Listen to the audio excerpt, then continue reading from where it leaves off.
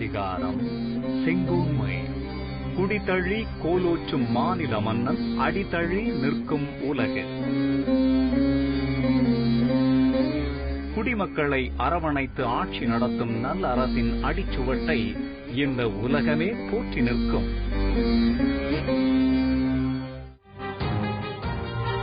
நல்ல ஆட்சியாளர்களை இந்த நாடு தெய்வம் போல் பார்க்கும் என்பது 2300 வருடங்களுக்கு முன்னாலே சொல்லப்பட்டிருக்கிறது. திருவள்ளுவருடைய அந்த கனவு ஒவ்வொரு முறையும் நிறைவேறுமா என்று மக்கள் எதிர்பார்த்து காத்துக் கொண்டிருக்கிறார்கள். ஆட்சியாளர் மீதான அவர்களுடைய பக்தி எப்போதும் தொடர்ந்து கொண்டிருக்கிறது. அது அளவுக்கு ஆட்சியாளர் நடந்து கொள்கிறார் என்பதுதான் ஒவ்வொரு முறையும் கேள்விக்குறியாக இருந்து கொண்டிருக்கிறது. மக்கள் யார் பக்கம் நிகழ்ச்சிக்கு உங்கள் அன்போடு வரவேற்கும் நண்பர்களே. இந்த நாட்டுடைய தலைவிதியை தீர்மானிக்கக்கூடிய மே 16ஆம் தேதி நடக்க இருக்கக்கூடிய சட்டமன்ற தேர்தலுக்கான ஒரு பிரம்மாண்டமான அறிவியல் பூர்வமான நேர்மையான நடுநிலையான கருத்து கணிப்பை நடத்திக் கொண்டிருக்கூடிய இந்த மக்கள் யார் பக்கம் நிகழ்ச்சிக்கு உங்கள் அன்போடு வரவேற்கிறேன். இதுவரை நாம் 206 சட்டமன்ற தொகுதிகளை நேற்று நாம் பார்த்திருக்கிறோம். இன்று ஒரு 18 தொகுதிகளை பார்த்து ஒட்டுமொத்தமாக நாம் 220 224 தொகுதிகளை பார்க்க இருக்கிறோம். வெறும் 10 தொகுதிகளை மட்டுமே நாளை பார்க்கிறோம். 224 தொகுதிகள் இன்றோடு நாம் நிறைவு செய்ய இருக்கிறோம். நேற்று நாம் 17 தொகுதிகளை பார்த்தோம். முதல் ஆரம்பிச்ச போது 10 தொகுதிகளா பார்த்து வந்தோம். அடுத்து நாம் 20 தொகுதிகளா பார்த்து வந்தோம். 2-3 நாட்களா 17 தொகுதிகளா பார்த்து வருவோம். இன்று நேற்று நாம் 17 தொகுதிகளை பார்த்தோம். இன்று நாம் 18 தொகுதிகளை பார்க்க இருக்கிறோம். நாளை வெறும் 10 தொகுதிகளை பார்க்க இருக்கிறோம். இந்த தமிழகத்தில் இருக்கக்கூடிய கட்சி நடத்தி கொண்டிருக்கக்கூடிய பிரபலங்கள் கட்சியுடைய தலைவர்கள் போட்டியிடக்கூடிய 10 சட்டமன்ற தொகுதியில் என்ன நிலைமை அப்படிங்கிற நாளைக்கு நாம் பார்க்க இருக்கிறோம். இன்று நாம் 18 சட்டமன்ற தொகுதியில் பார்க்கிறோம். ஒட்டுமொத்தமா நிறைய விஷயங்கள்ல இன்று ஒரு மிகப்பெரிய ஒரு சுவாரஸ்யத்தை ஒரு உச்சகட்டத்தை இந்த கருத்து நிகழ்ச்சியில் அடைஞ்சிருக்கோம் சொன்னா மிக இல்லை. ஏன் காரணம்னா இன்னைக்கு நிறைய விஐபிகள் இன்று பார்க்கும்போது காஞ்சிபுரம் மாவட்டத்தில் சில தொகுதியிலும் இதற்கு முன்னால் விடுபட்டு போன ஒரே ஒரு தொகுதியா இருக்கக்கூடிய ரிஷிவந்தியம் தொகுதியும் சென்னையில் இருக்கக்கூடிய அத்தனை தொகுதியிலும் சேர்த்து பார்க்கிறோம். ஒட்டுமொத்தமாக 18 தொகுதியில் நாம் இன்று பார்க்க இருக்கிறோம். இதுல பல விஐபிகள் பொன்னையன், முன்னாள் அமைச்சர் பொன்னையன், வளர்மதி, டி ஜெயக்குமார் சபாநாயகராக இருந்தவர், கோகுல இந்திரா, பருதி, தாமு அன்பரசன், மா சுப்பிரமணியம், ஹெச் ராஜா பாஜக தேசிய செயலாளர், முன்னாள் DGP R Nataraj, J Anbazhagan, NR Dhanapalan, Chitlapakkam Rajendran, CR Saraswathi, Vaagai Chandrasekar, நடிகர், திராவிட முன்னேற்ற உறுப்பினர் சேகர் பாபு, கராத்தே தியாகராஜன், ராயபுரம் மனோ என்று நிறைய பிரபலங்கள் அவர்களுடைய எதிர்காலம் என்ன என்பதை இன்று நாம் பார்க்க இருக்கிறார்கள். அவர்களுடைய எதிர்காலம் என்பதை நாமும் மிக அவளோடு பார்க்க காத்திருக்கிறோம். இந்த 18 சட்டமன்றத்தில் இன்று நாம் பார்க்கிறோம். எண்ணி சரியாக 7 நாட்கள். இன்று வியாழக்கிழமை, அடுத்த வியாழக்கிழமை 19ஆம் தேதி இந்நேரம் யார் ஆட்சியை பிடிக்க போறார், இந்த ஆட்சி தொடரப்போகிறதா, புதிய ஆட்சி மலரப்போகிறதா, இருக்கக்கூடிய கட்சிகளில் யார் யார் என்னென்ன அளவுக்கு தாக்கத்தை ஏற்படுத்தியிருக்கிறார்கள், புதிதாக மாற்றம் பேசக்கூடிய பல்வேறு முக்கியமான கட்சிகள் எந்த அளவுக்கு மக்களுடைய நம்பிக்கையை முழுமையாக பெற்றிருக்கா என்பது முழுமையாக சரியாக இன்றிலிருந்து ஒரு 7 நாட்கள் இந்நேரம் முழுமையான முடிவுகளை தடைந்திருக்கும். அந்த 7 நாட்களுக்கு முன்னதாகவே மக்களுடைய மனநிலை என்ன இருக்கிறது என்பதை ஒரு மிகப்பெரிய ஒரு ஆராய்ச்சி நோக்கோடு மிக கிட்டத்தட்ட ஒரு தவம் போல முழுமையாக இரவு பகல் பாராமல் தந்தி தொலைக்காட்சி நடத்தி கொண்டிருக்கிறது. இந்த நிகழ்ச்சி நமக்காக, இந்த ஒட்டுமொத்தமான கருத்து கணிப்பை நமக்காக கிறிஸ்டியன் மீடியா நிறுவனத்தை சேர்ந்த திரு அருண் கிருஷ்ணமூர்த்தி நடத்தினார். அவரும் நிகழ்ச்சி கலந்து கொண்டார். உங்களை நிகழ்ச்சிக்கு வரவேற்கிறேன். இது இவ்வளவு பெரிய கடினமான முயற்சி. நிறைய ஊடகங்கள் இன்னைக்கு ஏதேனும் ஒரு ஊடகம் மிக சமீபத்தில் ஒரு துவக்கப்பட்ட ஒரு தொலைக்காட்சி இன்று முழுமையான ஒரு ஒளிபரப்பை துவக்கவில்லை. அந்த தொலைக்காட்சி வரைக்குமே முழுமையான ஒரு கருத்து கணிப்பு வெளியிட்டு விட்டது. இப்படி எல்லா கருத்து கணிப்பை வெளியிடாவிட்டால் அவருக்கு ஊடகம் என்ற பெயர் வராது என்று போல அளவுக்கு கருத்து கணிப்பை வெளியிடுவதுதான் ஊடகத்துடைய தார்மீக கடமை என்ற அளவுக்கு மிகப்பெரிய பிரபலமாகிவிட்டது. அந்த மாதிரியான போட்டியில் நாம் இறங்காமல் 2014 பாராளுமன்ற தேர்தலின் போது யாருமே கருத்து கணிப்பு நடத்த துணியா போது அப்போது நாம் 40 தொகுதிகளுக்கும் தனித்தனியாக நாம் கருத்து கணிப்பு முடிவுகளை வெளியிட்டோம். இப்போதும் 234 தொகுதிகளுக்கும் தனித்தனியாக தொகுதி வாரியாக எந்தெந்த கட்சி முந்துகிறது, எந்தெந்த கட்சி பின்தொடர்கிறது, அதற்கான காரணம் என்ன, அங்க இருக்கக்கூடிய சமூக பொருளாதார வேலை வாய்ப்பு, விவசாயிகளுடைய கட்டமைப்பு என்ன, தொழில்துறையோட நிலைமை என்ன என்று ஒவ்வொரு வேட்பாளருடைய சாதகம் என்ன, பாதகம் என்ன, கட்சிகள் பெற்றக்கூடிய மதிப்பெண்ணை என்று ஒவ்வொரு விஷயத்தையும் அங்குலம் அங்குலமாக அலசி அறிவியல் பூர்வமான முடிவுகளை நாம் வெளியிட்டு வருகிறோம். இது எந்த அளவுக்கு சரியாக போகிறது என்பது உங்களுடைய மனதை நாங்கள் எந்த அளவுக்கு படித்திருக்கிறோம் என்பதும் மே 19ஆம் தேதி இந்த நேரம் முழுமையாக தெரிந்திருக்கும். அது இந்த வாரங்கள் நண்பர்கள் இன்றைய நிகழ்ச்சிக்கு நாம் போலாம். அதற்கு முன்னாடி நேற்று நாம் பார்த்த 17 தொகுதிகள், இந்த 17 தொகுதிகளில் யாருக்கு எவ்வளவு என்பதை ஒரு ரீகேப்பாக பார்க்கலாம். நேற்று நாம் பார்த்த 17 தொகுதிகள் நிலைமை என்ன பார்க்கும்போது, நேற்று அதிமுக காஞ்சிபுரம், திருப்போரூர், கும்மிடிப்பூண்டி, மதுரவாயல், பொன்னேரி தனி, திருவள்ளூர், திருவொற்றியூர், அம்பத்தூர் ஆகிய 8 தொகுதிகளிலும், திராவிட முன்னேற்ற கழகம் செங்கல்பட்டு, மதுராந்தகம் தனி, ஸ்ரீபெரும்புதூர் தனி, மாதவரம், பூந்தமல்லி தனி, செய்யூர் தனி ஆகிய 6 சட்டமன்ற தொகுதிகளிலும், ஆவடி, உத்தரமேரூர், திருத்தணி ஆகிய 3 தொகுதி இழுபறி நிலைமை இருப்பதை நாம் நேற்று பார்த்தோம். நேற்று நாம் பார்த்த 17 சட்டமன்ற தொகுதியில் இழுபறி 3, திமுக 6, அதிமுக 8 ஆகிய நிலைமையில் இருந்த பார்த்தோம். ஏற்கனவே இன்று நாம் பார்க்க போகக்கூடிய விஐபிகள் யார் யாருன்னு பார்த்தோம். அவர்கள் போட்ட தொகுதி என்ன என்பதை நம்ம பார்க்கலாம். இன்று நாம் பார்க்க இருக்கக்கூடிய 18 தொகுதியில் என்ன, ஏற்கனவே வரிசையில் விடுபட்டு போன ரிஷிவந்தியம் தொகுதி தற்போதைய சட்டமன்ற உறுப்பினராக அங்க தேமுதிகவுடைய தலைவர் திரு விஜயகாந்த் இருக்கிறார்.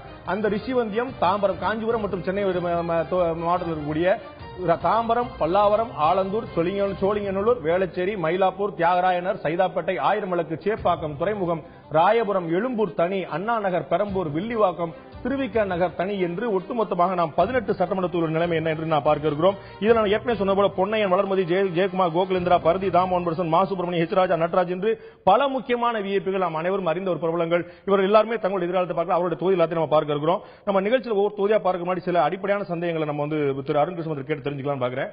இந்த சென்னைக்கு நம்ம ஏற்கனவே நம்ம 2-3 நாளா கேட்டது போல சென்னைக்குன்னு ஒரு தனியா கேரக்டர் இருக்குதா? நம்ம வந்து இதற்கு முன்னாடி என்னுடைய நினைவு சரியான 2006க்கு முன்னாடி சென்னை என்பது திராவிட முன்னேற்ற கழகத்துடைய ஒரு கடுமையான கோட்டையாக இருந்தது. எம்ஜிஆர் இருக்கும் போதே தமிழ்நாடு முழுக்க வென்றவர்கள் ஆட்சி அமைத்தாலும் கூட சென்னையில் அவங்களால அவ்வளவு சுலபமா ஊடுருவ முடியாத நிலைமை இருந்தது. 2006க்கு பிறகு அவங்க வந்து மாநகராட்சியிலும் சரி தொகுதியிலும் சரி அதிமுக ஒரு முக்கியமான ஒரு பங்கு எடுக்க ஆரம்பிச்சாங்க. அப்படி சென்னைக்குன்னு ஒரு தனியான ஒரு கேரக்டர் இங்க இருக்குதா?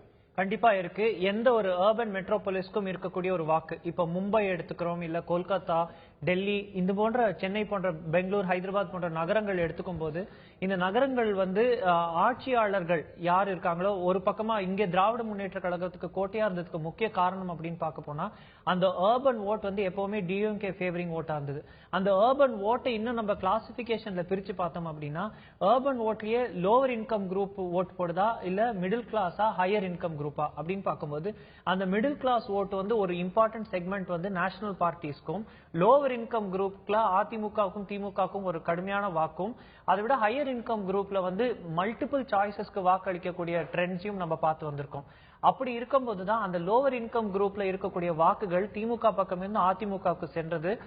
அவர்கள் 2011 இந்த வாக்கை பெற்றதுதான் முக்கியத்துவம். அப்பதான் அந்த இன்கம் குரூப்க்கு ஏத்த மாதிரி ப்ராஜெக்ட்ஸும் கவர்மெண்ட் மறுபடியும் கொண்டு வராங்க. அது அம்மா உணவகமா இருக்கட்டும், இல்ல அந்த இன்கம் குரூப் டார்கெட் பண்ணி இந்த ஆட்சியாளர்கள் கொண்டு வந்த திட்டங்கள் அது இன்னும் அவர்களுக்கு சாதகமா போகவே 2014 நாடாளுமன்ற தேர்தலையும் அது அவர்களுக்கு பிரதிபலிக்குது. அது வந்து எப்போ மாற ஆரம்பிக்குது மறுபடியும் அப்படின்னா ஒரு ஆன்டி இன்கம்பன்சி ஃபேக்டரா அந்த வெள்ளம் வரும்போது. சோ இந்த மாதிரி சென்னை வந்து காஞ்சிபுரத்தை விட திருவள்ளூரை விட கடலூரை விட மிகப்பெரிய அளவில் சேதாரத்தை உயிர் சேதத்தையும் பொருள் சேதம் அதிகமாக பார்த்தது. இந்த 16 சட்டமன்ற தொகுதி சென்னைக்கு உள்ள இருக்கக்கூடிய நம்ம பிளஸ் காஞ்சிபுரத்தில் பார்க்கக்கூடிய சில தொகுதிகள் இது எல்லாமே வந்து வெள்ளம் வந்து ஒரு முக்கியமான எலெக்ஷன் பட் அதிமுகவா திமுகவா அப்படிங்கிறத தாண்டி வெள்ளத்துல இந்த அரசு எப்படி செயல்பட்டது அப்படிங்கிறது ஒரு முக்கியமான ஃபேக்டரா இருந்தது. கண்டிப்பா இருக்கு. இன்னொன்னு நம்ம புரிஞ்சுக்கிறதுக்கு ஏன் இன்னைக்கு வந்து தாம்பரம், பல்லாவரம், ஆலந்தூர், ஷோலிங்கநல்லூர் நம்ம சென்னை தொகுதிகளோட சேர்த்து பார்க்கணும் அப்படின்னா சைதாப்பேட்டை, ஷோலிங்கநல்லூர்லாம் காஞ்சிபுரம் மாவட்டம். காஞ்சிபுரத்துக்கு ஷோலிங்கநல்லூர்ல இருந்து போனோம் அப்படின்னாலே ஒரு 1.5 மணி நேரம் ஆயிடும். ஷோலிங்கநல்லூர் பாத்தீங்கன்னா சென்னை ஜூரிஸ்டிக்ஷன் படி ஜூரிஸ்டிக்ஷன் படி பார்த்தோம்னா அது வந்து இப்போ சென்னை கார்பரேஷன்ல தான் இருக்கு. ஆனாலும் அது காஞ்சிபுரம் மாவட்டம் காஞ்சிபுரமா இருந்தாலும் தாம்பரம், பல்லாவரம், ஆலந்தூர், ஷோலிங்கநல்லூர் போன்ற தொகுதிகள் சென்னையில் இருக்கக்கூடிய மற்ற தொகுதிகள் போன்றேதான் கேரக்டரிஸ்டிக்ஸ் இருக்கு. தாம்பரம், பெரம்பூர் மாறி வேற போல்ல இருந்தாலுமே இந்த தொகுதிகளில் இருக்கக்கூடிய மக்கள் அவர்களுடைய அர்பன் ப்ராப்ளம்ஸ் இதெல்லாம் ஒரே மாதிரி இருக்கு. அண்ட் வெள்ளம் பாதித்த பகுதிகள் நிறைய இந்த தொகுதிகளுக்குள்ள வருது.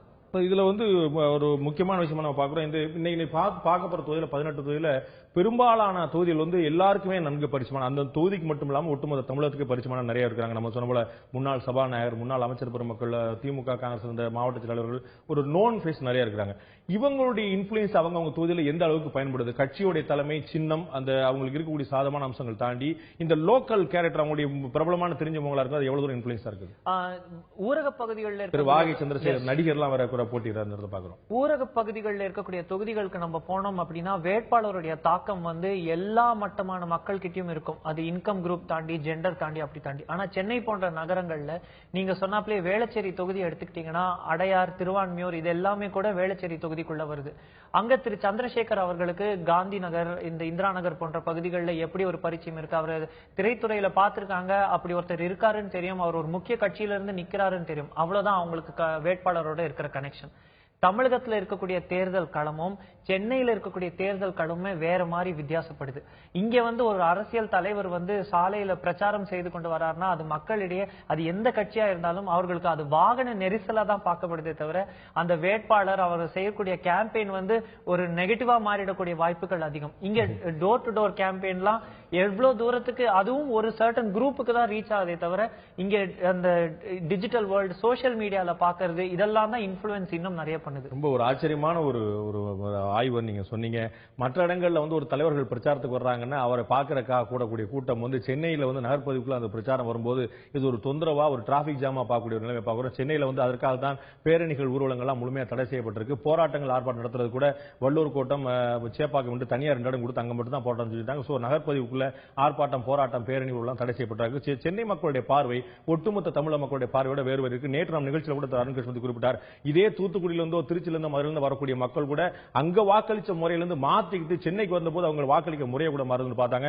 நேரடியாக நாம் நிகழ்ச்சிக்கு செல்ல நண்பர்களே, இன்று நான் பார்க்கக்கூடிய முதல் சட்டமன்ற தொகுதி, இதற்கு முன்னால் வரிசையில் விடுபட்டு போன ரிஷிவந்தியம் சட்டமன்ற தொகுதி. ரிஷிவந்தியத்தில் திரு விஜயகாந்த் அவர்கள், தேமுதிக தலைவர் திரு விஜயகாந்த் அவர்கள் வந்து போட்டியிட்டு வெற்றி பெற்றிருந்தார், சட்டமன்ற உறுப்பினர் இருந்தார். இந்த ரிஷிவந்திய சட்டமன்றத்துடைய கடந்த கால வரலாறு பார்க்கும்போது காங்கிரஸ் கட்சி 4 முறை, திமுக 3, தமாக 2, அதிமுகவும் தேமுதிகவும் தலா ஒரு முறை வென்றிருக்கிற பார்க்கிறோம். அதிமுக தேமுதிக தலா ஒரு முறை வென்ற தேமுதிக தான் 2011 விஜயகாந்த் வென்றார். காங்கிரஸ் கட்சியுடைய கோட்டையாக இருந்திருக்கு. தமாக கூட அங்க 2 முறை வென்றிருக்கிற பார்க்கிறோம். நம்ம இந்த ரிஷிவந்திய சட்டமன்ற தொகுதியில் தற்போதைய வேட்பாளர்கள் யார் யார் என்று பார்க்கும்போது தற்போது அதிமுக சார்பாக தண்டபாணி, திமுக கார்த்திகேயன், தேமுதிக வின்சென்ட் ஜெயராஜ், ஐஜேகே செந்தில்குமார், பாமக கே.பி. பாண்டியன், நாம் தமிழர் முனியன் ஆகிய 6 பேர் களத்தில் கூடிய காட்சியை பார்க்கிறோம். இந்த ரிஷிவந்திய சட்டமன்ற தொகுதி மக்களிடம் இந்த முறை நீங்கள் யாருக்கு வாக்களிப்பு கேட்டபோது அவர்கள் சொன்ன பதில், ரிஷிவந்திய சட்டமன்ற தொகுதியில் அதிமுகவுக்கு ஆதரவாக 32 முதல் 38 விழுக்காடும், அதைவிட 2 விழுக்காடு கூடுதலாக திமுகவுக்கு 34 முதல் 40 விழுக்காடும், தேமுதிக 17 முதல் 23, பிற கட்சிகள் 7, தேமுதிக 17 முதல் 23 விழுக்காடு பெறக்கூடிய ஒரு ஸ்ட்ராங்கான ரிஷிவந்தியம் விஜயகாந்தோட தொகுதியா இருந்தனால ஒரு ஸ்ட்ராங்கான ஒரு எமர்ஜி இருக்கிறத பார்க்கிறோம். 17 முதல் 23 விழுக்காடு தேமுதிக.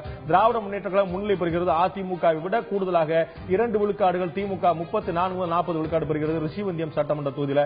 ரிஷிவந்தியத்தில் வந்து நம்ம விஜயகாந்தோட ஃபேக்டர் இன்னமும் கூட அங்க இருக்கிறத பார்க்கிறோம். வழக்கமா மற்ற இடங்கள்ல வந்து ஒரு சராசரியா 15 விழுக்காடு, 15 குறைவான விழுக்காடு நம்ம வந்து தேமுதிக மக்கள் கூட்டணி பெறும்போது இங்க வந்து 17க்கு மேல பெறாங்க. கிட்டத்தட்ட 20-22 வரைக்கும் போலாங்கிற வாய்ப்பு நம்ம பார்க்கிறோம். இப்போ அவருக்கு தொகுதி மாறிட்டார், உளுந்தூர்பேட்டைக்கு போயிட்டார். இங்க வந்து திமுக ஒரு லீடு எடுக்குது. என்ன காரணத்தினால விஜயகாந்தோட ஃபேக்டர் வந்து அங்க எந்த அளவுக்கு இருக்கு? திரு விஜயகாந்த் அவர்களுக்குன்னு அரசியலை மீறி இங்க வந்து அவருக்கு ஒரு பெரிய ஃபேன் ஃபாலோயிங் இந்த மாவட்டத்துக்கு உட்பட்ட பல இடங்கள்ல இருக்கிறதுனாலதான் ரிஷிவந்தியம், விருதாச்சலம், உளுந்தூர்பேட்டை போன்ற தொகுதிகளை அவர் மீண்டும் மீண்டும் டார்கெட் பண்ணி அங்க நிக்கிறதும். அடுத்தது பார்த்தோம் அப்படின்னா அவருக்கு நேரடி போட்டியா கருதக்கூடிய பாமக இங்க இருக்கக்கூடிய செல்வாக்கை வந்து அவர் எந்த அளவுக்கு போட்டிக்கு குறைக்கிறாரு அப்படிங்கிறது இந்த போன்ற தொகுதிகளில் தான் நம்மளால பார்க்க முடியுது.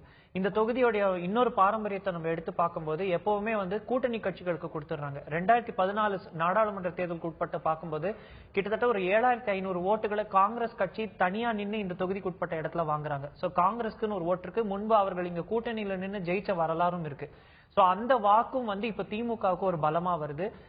இந்த ஆட்சிக்கு எதிராக இருக்கக்கூடிய ஆன்டி இன்கம்பன்சி ஓட், இதை சுற்றி இருக்கிற தொகுதிகளில் இருக்கக்கூடிய மனநிலை இங்கேயும் கொஞ்சம் தொத்திக்குது. 2 விழுக்காடு கூடுதலாக திமுக பெறும்போது இது வந்து க்ளோஸ் டு கால்ல வைக்கிறோமா இல்லாட்டி திமுக சாதகமான ஸ்லெண்டர் எட்ஜ் டு டிஎம்கே, ஆனா இதை க்ளோஸ் டு கால்ல தான் வைக்கிறோம். ஏன் அப்படின்னா இந்த ஃபேக்டர்ஸ் எப்படி மாறும், அந்த 3% ஓட்டுக்கு கம்மியா இருக்கும்போது எந்த பக்கம் வேணா ஷிஃப்ட் ஆகலாம். சொற்ப வாக்குகள்ல தான் யார் வெற்றி பெற்றாலுமே மிக சொற்ப வாக்குகள்ல தான் இங்க வெற்றி இருக்கும். அண்ட் முக்கியமான காரணம் 3வது நிலையில வரக்கூடிய தேமுதிக ஒரு மிகப்பெரிய அளவு ஓட்டு வாங்குறதுனால இவங்க யாருடைய வாக்கு சிதறடிக்கிறாங்க. கண்டிப்பா தேமுதிக வந்து அவர்கள் லோவர் மார்ஜின்ல அந்த 17%ல இருந்து 23%ல அவங்க 17% வாங்கினாங்கன்னா அது ஒருவேளை திமுகவுக்கு சாதகமாகவும், அவர்கள் 23% வாங்கினால் அது அதிமுகவுக்கு சாதகமாகவும் செல்லக்கூடிய ஒரு நிலைமை இருக்கிறது. அவர்கள் இதை விட அதிக வாக்குகளோ குறைவான வாக்குகளோ வாங்குறது தான் இந்த தொகுதியை பொறுத்த வரைக்கும் ரிசல்ட். தேமுதிக எவ்வளவு வாக்கு வாங்குகிறது அப்படிங்கறத வந்து அதிமுக வெல்ல போதா திமுக வெல்ல போதாங்கிற காரணம் உங்க கூட சேர்ந்து நானும் கொஞ்சம் செப்பாலஜி கத்துக்கூட நினைக்கிறேன். அடுத்த நான் பார்க்கக்கூடிய சட்டமன்ற தொகுதி நமது தாம்பரம் சட்டமன்ற தொகுதி. தாம்பரம் சட்டமன்ற தொகுதியுடைய சட்டமன்ற உறுப்பினராக முன்னாள் அமைச்சர் திரு டி.கே.எம். சின்னையா இருந்தார். அந்த தொகுதியுடைய கடந்த கால வரலாறு நான் பார்க்கலாம். இதற்கு முன்னால் தாம்பரம் சட்டமன்ற தொகுதி திமுக 5 முறையும், அதிமுக 3 முறையும், காங்கிரஸ் 1 முறை வென்ற தொகுதியான பார்க்கிறோம். தாம்பரம் சட்டமன்ற தொகுதியில் தற்போது வேட்பாளர் யார் என்று பார்க்கும்போது டி.கே.எம். சின்னையாவுக்கு கொடுக்கப்படவில்லை. அதிமுக சார்பாக சிற்றப்பாக்கம் ராஜேந்திரன் பாராளுமன்ற உறுப்பினராக இருந்தவர். அதேபோல திமுக சார்பாக பிரபலமான திரு எஸ்.ஆர். ராஜா, தேமுதிக சார்பாக செழியன், பாஜக சார்பாக இன்னொரு பிரபலம் வேத சுப்பிரமணியன், பாமக ஆர். சுரேஷ், நாம் தமிழர் நாகநாதன் ஆகிய 6 பேர் களத்தில் நிற்கிற பார்க்கிறோம். திமுக, அதிமுக, பாஜக சார்பாக கடுமையான போட்டி ஏற்படுத்தக்கூடிய பார்க்கிறோம். இந்த தொகுதியில் தாம்பரம் தொகுதியில் நீங்கள் இந்த முறை யாருக்கு வாக்களிப்பு சொல்லும்போது மிகச்சரியாக திமுகவும் அதிமுக 39 45 விழுக்காடை தலா பரிந்து கொள்கின்றன. மிக கடுமையான போட்டி, நேருக்கு நேரான 100 விழுக்காடு போட்டி நம்ம பார்க்கிறோம். 2வது இடத்தை தேமுதிக 4 முதல் 10 விழுக்காடு பெறுகிறது. பாஜக 5 விழுக்காடு, பிற கட்சிகள் 3, நோட்டா 1. அதிமுகவும் திமுகவும் தாம்பரம் சட்டமன்ற தொகுதியில் மிகச்சரியாக 39 முதல் 45 விழுக்காடு வாக்களை பிரித்துக் கொள்வது நம்ம பார்க்கிறோம். இந்த அளவுக்கு கடுமையான போட்டி அங்க வந்து தாம்பரம்ங்கிறது இதுக்கு முன்னாடி திமுக அதிகமான வென்ற இடமா பார்க்கிறோம். இந்த முறை அதிமுக அந்த இடத்துக்கு வந்ததே ஒரு பெரிய விஷயம் நம்ம பார்க்கணுமா. அந்த தொகுதியுடைய பாரம்பரியம் இதற்கு முன்னாடி வென்ற வரலாறு தாண்டி இந்த இரண்டு வேட்பாளர்களுமே கூட ரொம்ப பரிச்சயமான ஒரு முன்னாடி பாராளுமன்ற உறுப்பினராக இருந்தார், இவரும் வந்து ஒரு பிரபலமா இருந்தார். சோ இந்த எந்த அளவுக்கு இந்த பின்னாடி அரித்மெட்டிக் ஒர்க் பண்ணுது? 2011 தேர்தல் வரைக்கும் தாம்பரம் வந்து திமுகவுடைய கோட்டை. நகரமன்றம் லிமிட்டா இருக்கட்டும், இல்ல அவர் சட்டமன்ற தேர்தலா இருக்கட்டும், திமுக தான் தொடர்ந்து ஜெயித்து வந்த ஒரு தொகுதி. 2011 தான் திரு சின்னையா, TKM சின்னையா ஜெயிக்கிறாரு. கரிகாலன் அப்படிங்கிற அதிமுக அவர் வந்து நகரமன்ற தலைவர் ஆறாரு. இந்த தாம்பரம் அடுத்து பார்க்க இருக்கக்கூடிய பல்லாவரம், ஆலந்தூர் தொகுதிகளுக்கு காமனா இருக்கிறது என்னன்னா, அடையார் ஆறு வந்து இங்க இதுக்கு பின்னாடி தான் ஓடுது. இங்க இருந்து தான் அந்த ஆரோடைய தாக்கம் ஏற்படுது. GST சாலை, அதே மாதிரி ரயில்வே லைன் 3 பேரலா ஓடும் போது தொகுதிகள் வந்து 2ஆ பிளவுபடுது. படும்போது வெஸ்ட் ஈஸ்ட்னு பிரியுது. இந்த திரு SR ராஜா, திமுக SR ராஜா வந்து மேற்கு தாம்பரமும், திரு சிட்லப்பாக்கம் ராஜேந்திரன் வந்து கிழக்கு தாம்பரம் பக்கமும். சோ இவர்கள் தொகுதியை வந்து அவரவர் ஏரியாக்களை அப்படி பிரிச்சுக்கிறாங்க. அடுத்தது இங்க முக்கியமா புரிஞ்சுக்க வேண்டியது, நிறைய செட்டிலர்ஸ் ஓட் இங்க இருக்கு. புதுசா வந்த வாக்காளர்கள் நிறைய பேர் இருக்காங்க. இந்த தொகுதியோட ஓட்டர் டைனாமிக்ஸ் மாறிக்கிட்டே இருக்கு. அடுத்தது புரிஞ்சுக்க வேண்டியது, டீலிமிட்டேஷனுக்கு முன்னாடி வில்லிவாக்கத்துக்கு அப்புறம் ரொம்ப பெரிய தொகுதியா இருந்ததும் தாம்பரம். இப்ப தாம்பரம் தொகுதிக்கு உட்பட்ட இடங்கள் அப்படின்னு நம்ம பார்த்தோம் அப்படின்னா, மாடம்பாக்கம், முடிச்சூர் போன்ற இடங்கள், இங்க இருக்கக்கூடிய ஏரிகள் தூர்வாரப்படாததும் அது வெள்ளத்துக்கு முக்கிய காரணமும் ஒரு பிரச்சனை. திடக்கழிவு மேலாண்மை, தாம்பரத்துக்கு இருக்கக்கூடிய கனெக்டிவிட்டி இஷ்யூஸ், இது எல்லாமே ஒரு பெரிய இஷ்யூவா இருக்கு. திரு SR ராஜா நகரமன்றத்திலும் இருக்காரு, MLAவும் இருக்கார். திரு சிட்லப்பாக்கம் ராஜேந்திரன் MP-யா இருந்திருக்கார். சோ அப்படி இருக்கும்போது ரெண்டு பேருக்குமே ஒரு சரிசமமான வாக்குகள் பிரியுது. ஒரு ட்ராக் ரெக்கார்டு கூட இருக்குது. கண்டிப்பா இருக்கு. அப்படி எல்லாம் இருக்கும்போது இந்த வெள்ள பாதிப்பு வந்து அதிமுகவுக்கு ஒரு பின்னடைவையும் அது திமுகவுக்கு ஒரு அட்வான்டேஜையும் கொடுத்திருக்கிறது மறுக்க முடியாத ஒரு கருத்து. ஆனாலும் அதே சமயம் இங்க வந்து கடுமையான, நான் பாக்குறது அதிமுக இந்த இடத்துல ஒரு கடுமையான போட்டி கொடுக்கறது தான் ஒரு வியப்பா பாக்குறேன். ஏன்னா திமுக கோட்டையா இருந்த தொகுதியா இருக்குது, வெள்ள பாதிப்பு ஒரு மிகப்பெரிய பிரச்சனையா இருக்குது, திமுக காங்கிரஸ் கூட்டணி இருக்குது. ஆனாலும் கூட அதிமுக வந்து தனித்து நின்று இந்த அளவுக்கு ஒரு கடுமையான போட்டி ஒரு வியப்பா இருக்குது. வியப்பு அடையறதுக்கு முன்னாடி ஒரு நிமிஷம் நம்ம என்ன யோசிச்சு புரிஞ்சுக்கணும் அப்படின்னா, அதிமுக இங்க பெற்றிருந்த வாக்கு வங்கி 2011 இருந்து 14 அதிமுகவும் திமுகவுக்கு இங்க ஒரு 8000 வாக்கு வித்தியாசம் தான் வருது 2014. ஆனாலும் அவர்கள் வந்து அந்த லீட மெயின்டைன் பண்ணிக்கிறாங்க. அவர்களுக்கு இருந்த ஓட் பேங்கை தக்க வச்சுக்கிறாங்க. இப்ப அதுல சரிவு ஏற்பட்டிருக்கு. அந்த சரிவு ஏற்படும் போதுதான் இந்த கடுமையான போட்டி. வேட்பாளர் மாற்றம் ஒரு விதத்துல அதிமுகவுக்கு சாதகமா இருக்கு.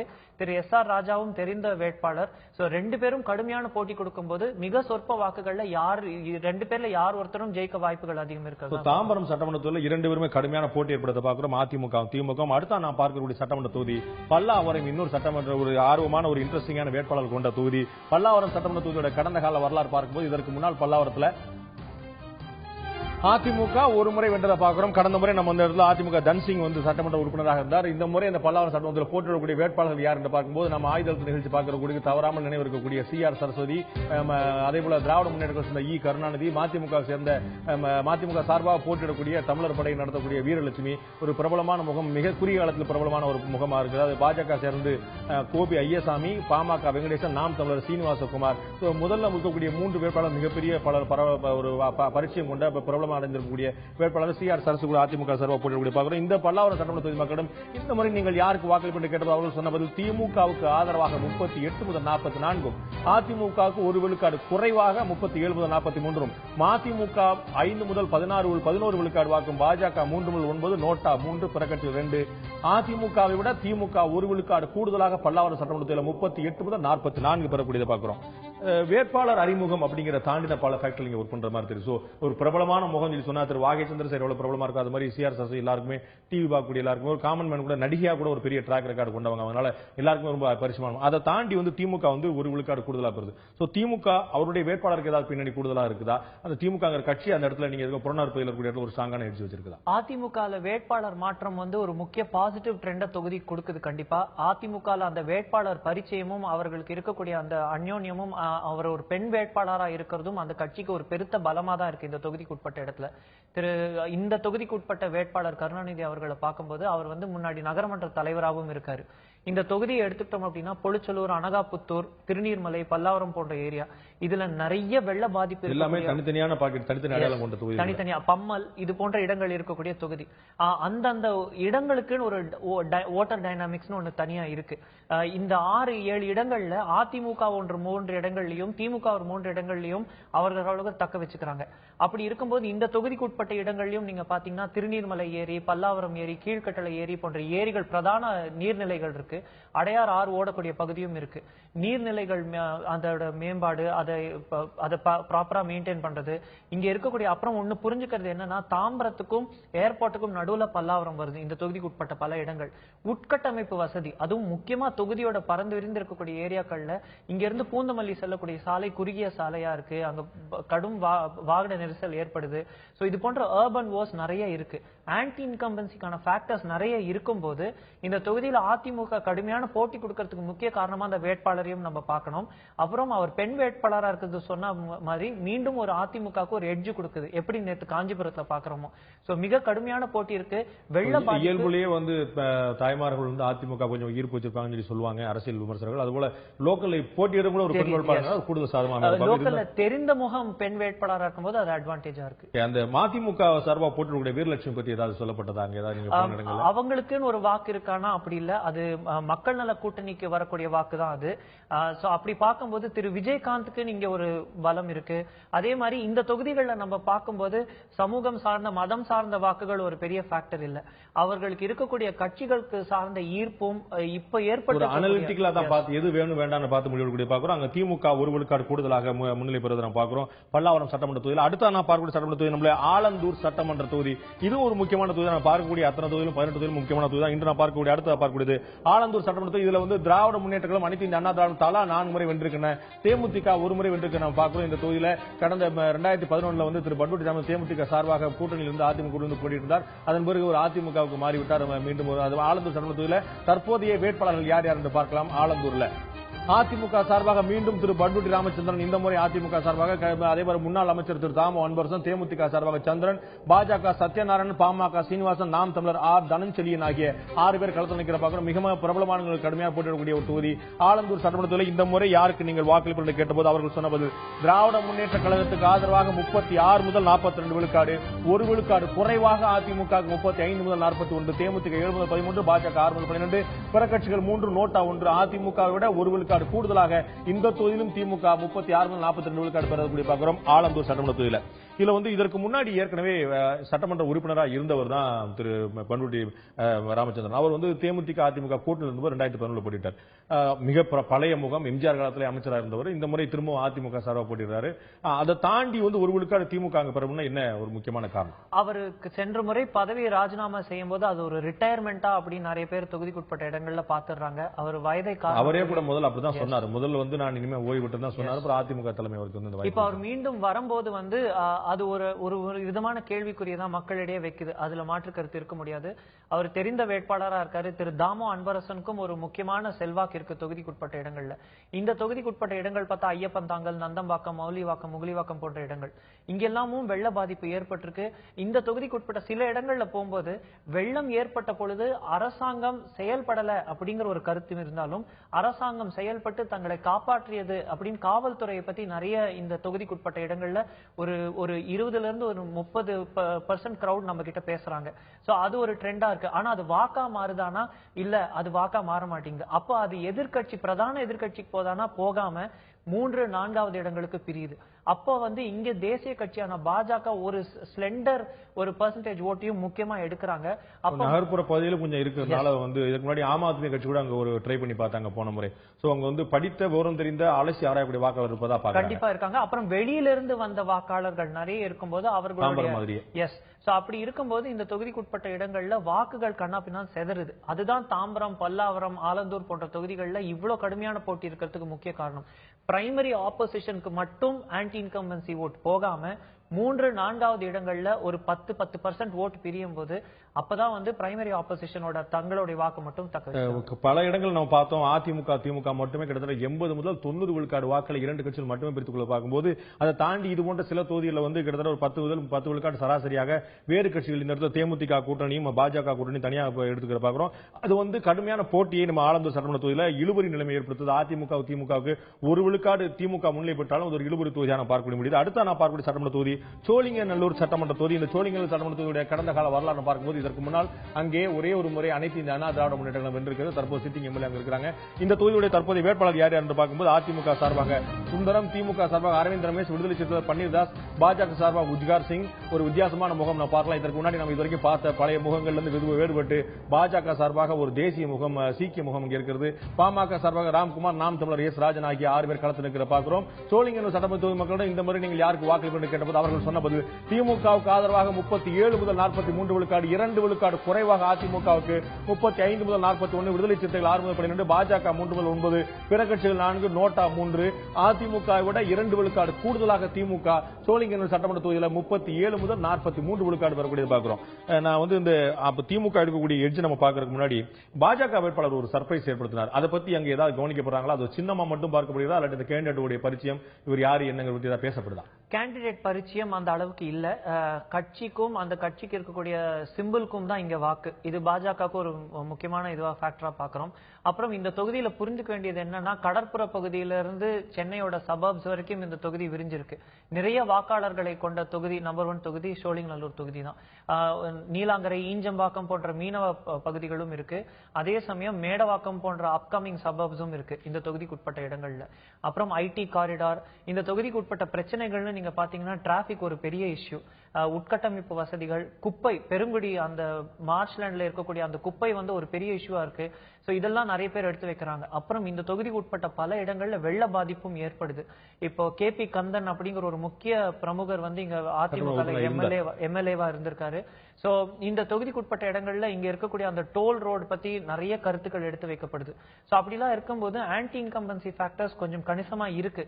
இருந்தாலும் மறுபடியும் வாக்கு பிரியும் போது திமுகவுக்கு அது செல்லாதனால தான் அந்த 2% கேப் தான் இருக்கு இந்த தொகுதிக்கு உட்பட்ட. அதனால ஒரு வாக்குகள் பிரிவதனால வந்து திமுகவில் பெரிய எட்ஜ் எடுக்க முடியல. 2 விழுக்காடு வித்தியாசத்தை இருந்தும் கூட சோழிங்கநல்லூர் தொகுதியில திமுக காட்டக்கூடிய பார்க்கிறோம். அடுத்த நான் பார்க்கக்கூடிய சட்டமன்ற தொகுதி வேளச்சேரி. வேளச்சேரி சட்டமன்ற தொகுதியில இதற்கு முன்னால் கடந்த கால வரலாறு பார்க்கும்போது MK அசோக் அங்க சட்டமன்ற உறுப்பினராக இருந்தார். அவர் தான் அதிமுக சார்பாக 2010 வென்றதை பார்க்கிறோம். அடுத்ததாக வேளச்சேரி சட்டமன்ற தொகுதியில தற்போதைய வேட்பாளர்கள் யார் என்று பார்க்கும்போது இவங்க தெரிந்த முகங்கள் நிறைய. அதிமுக சார்பாக முனுசாமி, திமுக சார்பாக நடிகர் வாகி சந்திரசேகர், தேமுதிக சார்பாக VN ராஜன், பாஜக ஸ்ரீதரன், பாமக வினோபா பூபதி, நாம் தமிழர் சந்திரசேகரன் ஆகிய 6 பேர் கலந்து நிற்கிற பார்க்கிறோம். இந்த வேளச்சேரி சட்டமன்ற தொகுதியில் இந்த முறை யாருக்கு நீங்கள் வாக்களிப்பு கேட்டபோது அவர்கள் சொன்ன பதில் திராவிட முன்னேற்ற கழகம் நடிகர் சந்திரசேகர் போட்டிருக்கக்கூடிய திராவிட முன்னேற்ற சார்பாக 35 முதல் 41 விழுக்காடு, 3 விழுக்காடு குறைவாக அதிமுக 32 முதல் 38, பாஜக 9 முதல் 15. இதுவரை பார்த்த தொகுதியில் அதிகபட்சமாக பார்க்கிறோம் இந்த சென்னை புறநகர் பகுதியில். தேமுதிக 6 முதல் 12, நோட்டா 4, பிற கட்சிகள் 2. அதிமுக விட திமுக வேளச்சேரி தொகுதியில் 3 விழுக்காடு கூடுதலாக 35 முதல் 41 விழுக்காடு பெறக்கூடியது பார்க்கிறோம். இந்த வேளச்சேரியில் நீங்க ஏற்கனவே அறிமுகத்தை சொன்னீங்க, வாகை சந்திரசேகர் வந்து ஒரு நடிகரா பாக்குறாங்க, அவ்வளவுதான். அதற்கு மேல வந்து அதற்கான ஒரு ஈர்ப்பு, ஒரு ஆகர்ஷம்லாம் கிடையாது. ஒரு வேட்பாளரை நம்ம பாக்குறாங்க. இருந்தாலும் கூட திமுக வந்து ஒரு சால்டா ஒரு நல்ல ஒரு சொல்ல முடியாது. இதுக்கு முன்னாடி பார்த்ததுல 1, 1.5, 2 பாக்குறோம். ஒரு 3 விழுக்காடு வித்தியாசத்தை இந்த இடத்துல முன்னிலை பெறக்கூடிய பாக்குறோம். இது பாரம்பரியமா திமுகவுக்கான ஒரு வாக்கா பாக்குறோமா? சர்ப்ரைசிங்கா இங்க ஸ்ரீதரன் பாஜக சார்பா அவர் வந்து ஒரு நல்ல 9 முதல் 15 விழுக்காடு வரைக்கும் வாக்கு வாங்குற, 10, 11 விழுக்காடு வாக்கு வாங்குற போறோம். என்ன காரணத்தினால? முக்கிய காரணம் இந்த தொகுதியில இருந்துதான் நம்ம சென்னை மாநகராட்சி, கிரேட்டர் சென்னை கார்பரேஷனுக்கு உட்பட்ட இடங்களுக்குள்ள வரோம். வார்டு 151 இருந்து 155க்குள்ள இதெல்லாம் அடையார், திருவான்மியூர் எல்லாமே வேளச்சேரி தொகுதியில தான் வருது. இந்த இடங்கள்ல பாஜக முக்கிய வாக்கு பெற ஃபர்ஸ்ட் ரீசன் பாத்தீங்கன்னா, வேட்பாளர் வந்து அபரிவிதமான ஒரு கேம்பெயின் பண்றாரு. தினசரி அவர் தொகுதியில பல இடங்கள்ல இருக்காரு. அவர் தெரிந்த முகமாவும் இருக்காரு. திமுக ஏன் இங்க முக்கிய வாக்கு வாங்குறாங்க அப்படின்னா, திமுக இருக்கக்கூடிய கட்சி செல்வாக்கு, சென்னை நகர் பகுதியில இருக்கக்கூடிய கட்சி செல்வாக்கை அவர்கள் மீட்டெடுக்கிறார்கள் அப்படிங்கறது தான் இந்த தொகுதிக்கு உட்பட்ட இந்த வாக்கு வித்தியாசம் காட்டுது. அதுலயும் திரு சந்திரசேகர் நிக்கும் போது வேட்பாளர் அறிமுகம் அப்படிங்கிறது வந்து ஒரு பெரிய அளவுக்கு தேவைப்படல. ஆனா அவரால வாக்கு வருதாங்கிறத விட கட்சியால அவருக்கு வாக்கு வருதுங்கிறது தான் இங்க முக்கியமா பார்க்கப்படுது. இந்த தொகுதிக்கு உட்பட்ட இடங்களையும் மீண்டும் வேளச்சேரியில ப்ராமிஸ் செய்யப்பட்ட ஒரு பாலம் இன்னும் வந்து அது அறிவிப்பு நிலையிலேயே இருக்கு. அது இன்னும் செயல்பாட்டுக்கு வரல. இப்படி பல, அப்புறம் வேளச்சேரியில இருக்கக்கூடிய ஏரி, இந்த மாதிரி பல விஷயங்கள் வந்து மக்கள் மனசுல ஒரு பெரிய இஷ்யூவா இருக்கு. அப்படி இருக்கும்போது அந்த ஆன்டி இன்கம்பன்சி ஓட் திமுக வாக்கா மாறும்போது அது வந்து அவர்களுக்கு ஒரு எட்ஜ் கொடுக்குது. திமுக வந்து முன்னிலை பெறக்கூடிய வாய்ப்பு இருக்கக்கூடிய தொகுதியாக, இழுபறி தொகுதியாக இல்லாமல் திமுக முன்னிலை பெறக்கூடிய வாய்ப்பு உள்ள தொகுதியாக வாகை சந்திரசேகர் போட்டிருக்கக்கூடிய வேளச்சேரி சட்டமன்ற தொகுதியை பார்த்தோம். நம்ம அடுத்த பார்க்கக்கூடிய சட்டமன்ற தொகுதி மயிலாப்பூர் சட்டமன்ற தொகுதி. சென்னையோட நகர்பகுதியில் இருக்கக்கூடிய ஒரு இன்ட்ரெஸ்டிங்கான தொகுதி. அங்க முன்னாள் டிஜிபியாக இருந்த திரு நடராஜ் போட்டியிட்டார். அந்த மயிலாப்பூர் சட்டமன்ற வரலாறு பார்க்கலாம். இதற்கு முன்னால் அதிகபட்சமாக அதிமுக 5 முறை, திமுக 4 முறை, மற்ற கட்சி 1 முறை, பாஜக 1 முறை வென்றதை பார்க்கிறோம். இந்த மயிலாப்பூர் சட்டமன்ற தொகுதியில் இதற்கு முன்னால் கடந்த தேர்தல் வரலாறு பார்த்தோம். தற்போதைய வேட்பாளர் யார்? ஏற்கனவே சொன்னது போல முன்னாள் டிஜிபியாக இருக்கக்கூடிய அதிமுக அதிமுகவை சேர்ந்த திரு நடராஜ் போட்டியிடுகிறார். காங்கிரஸ் சார்பாக பிரபலமாக இருக்கக்கூடிய Mohammed strong man karate Thiagarajan போட்டியிடுகிறார். தமாக சார்பாக காங்கிரஸில் மிக நீண்ட நெடுங்காலம் இருந்த முனவர் பாஷா போட்டியிடுகிறார். பாஜக சார்பாக நம்ம ஏற்கனவே ஆயுதல் நிகழ்ச்சியில் அதிக அடிக்க பெருமான முன்னாள் சமத்துவ மக்கள் இருந்த திரு நாகராஜன் பாஜக சார்பாக போட்டியிடுறார். பாமக சார்பாக சுரேஷ்குமார், நாம் தமிழர் சார்பாக சுதாகரன் ஆகிய 6 பேர் களத்தில் நிற்கிற பார்க்கிறோம். ஒரு மிக சுவையான ஒரு இன்ட்ரெஸ்டிங்கான தொகுதி. இந்த மயிலாப்பூர் சட்டமன்ற தொகுதி மக்களும் இந்த முறை நீங்கள் யாருக்கு வாக்களிப்பு கேட்டபோது அவர்கள் சொன்ன பதில் அதிமுகவுக்கு ஆதரவாக 36 முதல் 42, காங்கிரஸ் ஆதரவாக 2 விழுக்காடு குறைவாக 34 முதல் 40, தமாக 8 முதல் 14, பாஜக 6, நோட்டா 4, பிற கட்சிகள் 3. படித்தவர்கள் அதிகம் இருக்கக்கூடிய தொகுதி இல்லையா, நோட்டா 4, பிற கட்சிகள் 3, காங்கிரஸ் வெற்றி 34 முதல் 40 விழுக்காடு, அதை விட 2 விழுக்காடு கூடுதலாக அதிமுக 36 முதல் 42 விழுக்காடு மயிலாப்பூர்ல பெறக்கூடிய பார்க்கிறோம். ஃபர்ஸ்ட் டைமா நோட்டா 1, 2ங்கிற நம்பர் தாண்டி ஒரு நாள் வருது. ரொம்ப படிச்சவங்க நிறைய இருக்காங்க போல தெரியுது அந்த இடத்துல. ஒண்ணு. ரெண்டாவது திரு கராத்தே தியாகராஜன் ஒரு ஸ்ட்ராங்கான மேன், ஒரு ஃபீல்ட் ஒர்க் பண்ணக்கூடிய மிகப்பெரிய அனுபவம். அதிமுகவுடைய இருந்த ஒரு முழுமையான சமாளிச்சு பண்ணவர். இந்த மாதிரி காங்கிரஸ்ல இருக்கிறாரு. அவருடைய தொகுதி பரிச்சயம். தமாக அங்க போட்டியறனால காங்கிரஸ்க்கு ஒரு சின்ன ஒரு டென்ட், ஒரு சின்ன ஒரு இழப்பை ஏற்படுத்துதா. இதுக்கு முன்னாடி நம்ம எல்லா தொகுதியிலுமே திமுக முன்னிலை வச்சுட்டு இருக்கு, சமமா இருக்குது.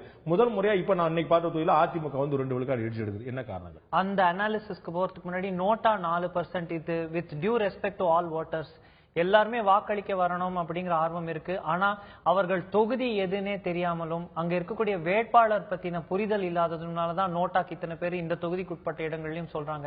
அப்புறம் அரசியல் புரிதல் நகர்ப்புற பகுதிகளில் படித்தவர்களுக்கு அரசியல் புரிதல் கொஞ்சம் இன்னுமே கூட இன்வால்வ்மெண்ட் அதிகம் வரணுமோ அப்படிங்கிற ஒரு ஆதங்கம் நம்மளுக்கு ஏற்படுது இந்த மாதிரி போய் பேசும்போது. என்னங்க நீங்க பெரிய சர்ப்ரைஸா சொல்றீங்க.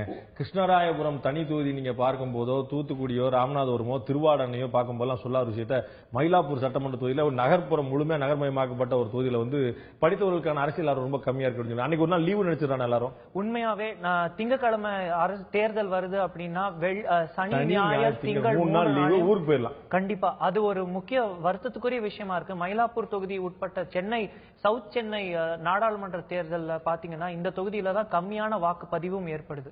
சோ அப்படி இருக்கும்போது இந்த தொகுதியில அதிமுகவுக்கு ஒரு வாக்கு இருக்கு, திமுகவுக்கு ஒரு வாக்கு இருக்கு.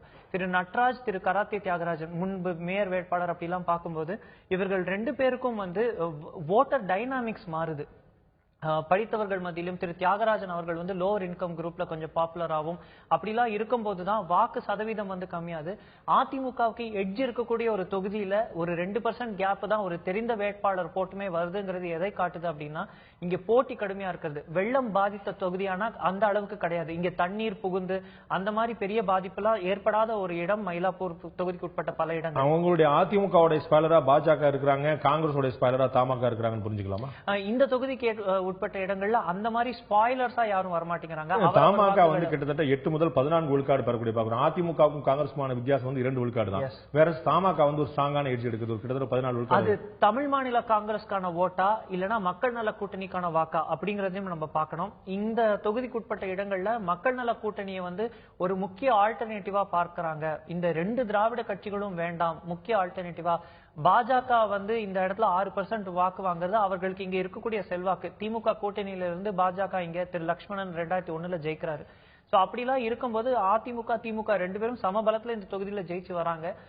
அதிமுகக்கு எட்ஜ் இருக்கக்கூடிய தொகுதி ஒரு அந்த மினி பேருந்துகள்ல இருந்து அம்மா உணவகத்துல இருந்து பல இந்த தொகுதிக்குட்பட்ட இடங்கள்ல நிறைய பேர்கிட்ட செல்வாக்கு இருக்கு.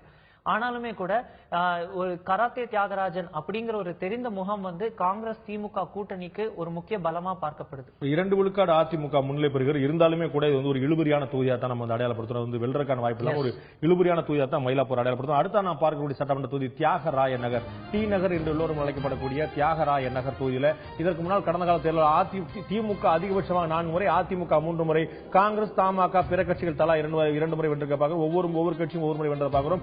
அதிமுக 3 முறையும் திமுக 4 முறை வென்ற தியாகராய சட்டமன்ற தொகுதியில இந்த முறை போட்டியிடக்கூடிய வேட்பாளர்கள் யார் யார்?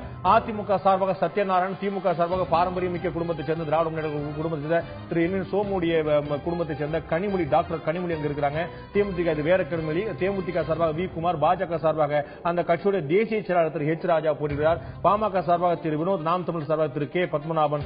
திமுக சார்பாக கனிமொழி, பாஜக சார்பாக ஹெச் ராஜா, அதிமுக சார்பாக சத்யநாராயணன். ஒரு கடுமையான போட்டி ஏற்படுத்தக்கூடிய தொகுதியாக தியாகராயன சட்டமன்ற தொகுதி பார்க்கிறோம். இந்த தொகுதியில இந்த முறை நீங்கள் யாருக்கு வாக்களிப்பு என்று கேட்டபோது அவர்கள் சொன்னபோது திராவிட முன்னேற்ற கழகத்துக்கு ஆதரவாக 34 முதல் 40, 2 விழுக்காடு குறைவாக அதிமுக 32 முதல் 38, பாஜக அதிகபட்சமாக 10 முதல் 16 விழுக்காடு பெறக்கூடிய பார்க்கிறோம். ஒரு ஸ்டார் கேண்டிடேட் அங்க இருக்கிற சுலபமா புரிந்து கொள்ள முடியும். தேமுதிக 7 முதல் 13, பிற கட்சிகள் 3, நோட்டா 2, பாஜக 10 முதல் 16. இதுவரை இன்று நாம் பார்த்ததில் அதிகமான வாக்கு பெறக்கூடிய பார்க்கிறோம். டி நகர்ல அதிமுக விட 2 விழுக்காடு, தியாகராயநகர் சட்டமன்றத்தில் திமுக 34 முதல் 40 விழுக்காடு பெறக்கூடியது பார்க்கிறோம். இந்த டி நகர்ல இதுக்கு முன்னாடி கலைராஜன் சட்டமன்ற உறுப்பினர் அதிமுக சேர்ந்து அவர் மாறி சத்யநாராயண கொடுத்திருக்காங்க.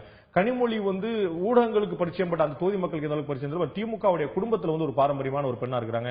சோமுல இருந்து அவங்க பாரம்பரியமா குடும்பத்தை சேர்ந்தவங்களா இருக்கிறாங்க. இந்த இடத்துல வாக்கு எப்படி உங்களுக்கு பிரியுது?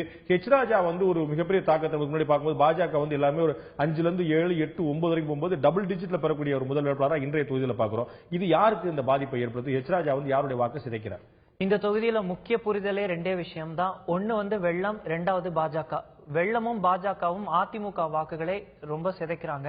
அதுல கம்பேரிசன் ரொம்ப ஆச்சரியமா அரசியல் சார்ந்த ஒரு பாஜக வெள்ளம் தான் முக்கியமான அரசியல் சார்ந்த ஒரு கம்பேரிசனும். அடுத்தது பார்த்தோம் அப்படின்னா ஒரு முக்கியமான இஷ்யூ இந்த தொகுதிக்கு உட்பட்ட ஏன் இந்த வெள்ளம் ரொம்ப பேசப்பட்டது அப்படின்னா மிடில் கிளாஸ் குரூப், இந்த தொகுதிக்கு உட்பட்ட பல இடங்களில் இருக்கக்கூடிய மிடில் கிளாஸ் குரூப் இந்த வெள்ளத்தால பாதிக்கப்படும் போது சென்னை வெள்ளம் 3 கட்டமா ஏற்பட்டது. முதல் ஒரு முறையும் 2வது முறையும் 3வது முறை வெள்ளம் ஏற்பட்ட போதுதான் நிறைய பேர் அதை பத்தி பேசினாங்க.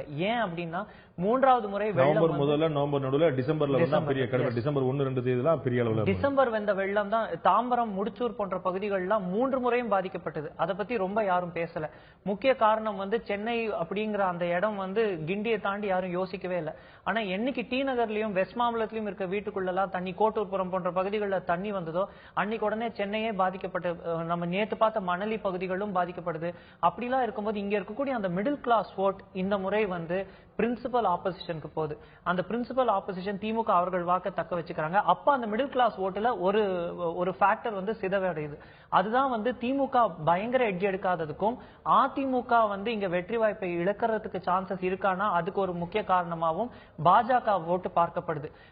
பிஜேபி ஓட்டுக்கும் இப்ப எப்படி விடுதலை சிறுத்தைகளுக்கும் திமுகவுக்கும் ஒரே மாதிரி ஒரு வாக்கு இருக்கும் அப்படின்னு நம்ம பேசுறோமோ, இந்த தொகுதிக்கு உட்பட்ட இடங்கள்ல இருக்கக்கூடிய ஒரு சமூகம் சார்ந்த வாக்கு அதிமுக செல்ல வேண்டிய வாக்கை பாஜக, அதுவும் திரு ஹெச் ராஜா தொகுதிக்கு உட்பட்ட பல இடங்கள்ல நிறைய கேம்பெயின் பண்றாரு. அவருக்கு ஒரு நல்ல வரவேற்பும் இருக்கு. மத்திய அரசாங்கத்தை பத்தி இங்க பேசக்கூடியவர்களும் சில பேர் இருக்காங்க. மத்திய அரசாங்கம் பத்தி விழிப்புணர்ச்சி இருக்கிறாங்க. அது அதிமுக சேதாரமாக பாஜக வாக்கு பெறக்கூடிய பார்க்கிறோம். அதனால திமுக ஒரு 2 விழுக்காடு கூடுதலாக பெறக்கூடிய பார்க்கிறோம் டி நகர் சட்டமன்ற தொகுதியில.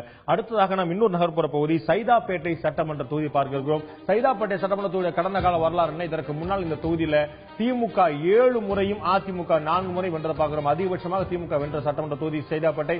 இந்த முறை வேட்பாளர் யார்? இதற்கு முன்னாடி செந்தமிழன் சட்டமன்ற உறுப்பினராக இந்த முறை அதிமுகவுடைய முன்னாள் அமைச்சர் எம்ஜிஆர் காலத்தை சேர்ந்த தலைவர் திரு பொன்னையன், திராவிட முன்னேற்ற கழகத்துடைய மிக பிரபலமான முன்னாள் மேயர், அங்க தொகுதியில் கூடிய எல்லாருக்கும் பரிச்சயமான திரு மா சுப்பிரமணியன், இந்திய கம்யூனிஸ்ட் சார்பாக ஏழுமலை, பாஜக சார்பாக காளிதாஸ், பாமக சார்பாக சகாதேவன், நாம் தமிழர் மனோகரன் ஆகிய 6 பேர் களத்தில் நிற்கிற பார்க்கிறோம். அதிமுக திமுக சார்பாக மிக கடுமையான போட்டி ஏற்படுத்தக்கூடிய 2 பிரபலமான முகங்கள் மாசு மற்றும் சி பொன்னையன். இந்த தொகுதி மக்களை நீங்கள் யாருக்கு வாக்களிப்பு கேட்டபோது திராவிட முன்னேற்ற கழகம் மிக அதிகமாக 4 விழுக்காடு வித்தியாசம் பெற்று முன்னிலை வைக்கிறது. திராவிட முன்னேற்ற கழகம் 43 முதல் 49, பொன்னையன் போட்டியிடக்கூடிய அதிமுக 39 முதல் 45, இந்திய கம்யூனிஸ்ட் 4 முதல் 10, புரட்சிகள் 4, நோட்டா 1. அதிமுக விட திரு பொன்னையனை விட திரு மா சுப்பிரமணியன் திமுக சார்பாக 4 விழுக்காடு கூடுதலாக 43 முதல் 49 சைதாப்பேட்டை சட்டமன்ற தொகுதியில் பெறக்கூடிய பார்க்கிறோம். இதுக்கு முன்னாடி வித்தியாசம் 1-2 வந்துட்டு இருந்தபோது இதுல கிளியரா ஒரு 4% வித்தியாசம் இருக்கு. சைதாப்பேட்டையில் ஏற்கனவே திமுக கோட்டையா நம்ம இருந்ததை பார்த்தோம், அதிகபட்சம் அங்க வென்றதை பார்த்தோம். மா சுப்பிரமணியத்துக்கு மாநகர மேயரா ஒரு நல்ல பேர், ஒரு பாப்புலரான, எல்லாரும் அணுகக்கூடியவர், எல்லாரும் பார்க்கக்கூடிய ஒரு பிரபலமான ஒரு எளிமையானவர் அப்படிங்கிற ஒரு பேர் இருக்கு. இதெல்லாம் சேர்ந்தவருக்கு ஒரு ஸ்ட்ராங்கான எடுத்து கொடுக்குதா? அதிமுகவுடைய முன்னாள் மேயரா இருந்தவருக்கும் முன்னாள் அமைச்சரா இருந்தவருக்கும் திரு பொன்னையன், அதிமுக அதுக்கு முன்னாடி செந்தமிழன் சட்டமன்ற உறுப்பினர், அந்த அதிமுகவுடைய அவருடைய வாக்கு அங்க செல்வதில்லையா? கண்டிப்பா செயல்படலன்னு இல்ல, அவருக்கெல்லாம் ஒரு முக்கிய வாக்கு இருக்கிறதுனால தான் அதிமுக அவர் வாக்கு வங்கியை தக்க வச்சுக்கிறாங்க. இந்த ஃபென்ஸ் சிட்டர்ஸ், புது வாக்காளர்கள் வாக்கையெல்லாம் அவங்க பெறாங்கன்னா இல்ல. தொகுதிக்கு உட்பட்ட இடங்கள்ல நம்ம பார்த்தோம்னா வெள்ள பாதிப்பு இருக்கு, அது ரொம்ப நல்லா பிரதிபலிக்குது. அப்ப அதுக்கு மக்கள் பார்க்கக்கூடிய ஆல்டர்னேட்டிவா கட்சியை மட்டும் பார்க்காம ஒரு முக்கிய வேட்பாளர், இதுக்கு முன்னாடி அவருக்கு ஒரு ட்ராக் ரெக்கார்ட் இருக்கு, மாநகர மேயரா அவர் மீது பெரிய அதிருப்தி எல்லாம் இருக்கல. எந்த ஒரு அரசியல் தலைவருக்கும் ஒரு 5 ஆண்டு காலத்துக்கு அப்புறம் இருக்கக்கூடிய அதிருப்தி மட்டும்தான் இருக்கு. அவர் பெருசா வெள்ள பாதிப்பு பகுதியில் வரும் இல்லையா? முக்கியமா வெள்ள பாதிப்பு ஏற்பட்ட பகுதிகள்.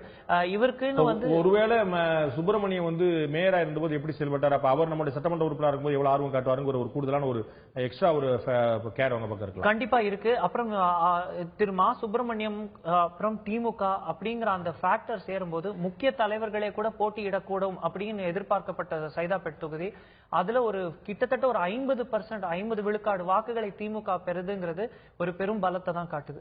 திமுக ஒரு நல்ல முன்னிலை வைக்கக்கூடிய பாக்குறோம், திமுக வெற்றி பெறுவதற்கான வாய்ப்பு இருக்கு நம்ம இந்த நிலையில பாக்குறோம். அடுத்த நான் பார்க்கக்கூடிய சட்டமன்ற தொகுதி இன்னொரு மிக முக்கியமான விஐபி போட்ட தொகுதி 1000 விளக்கு சட்டமன்ற தொகுதி.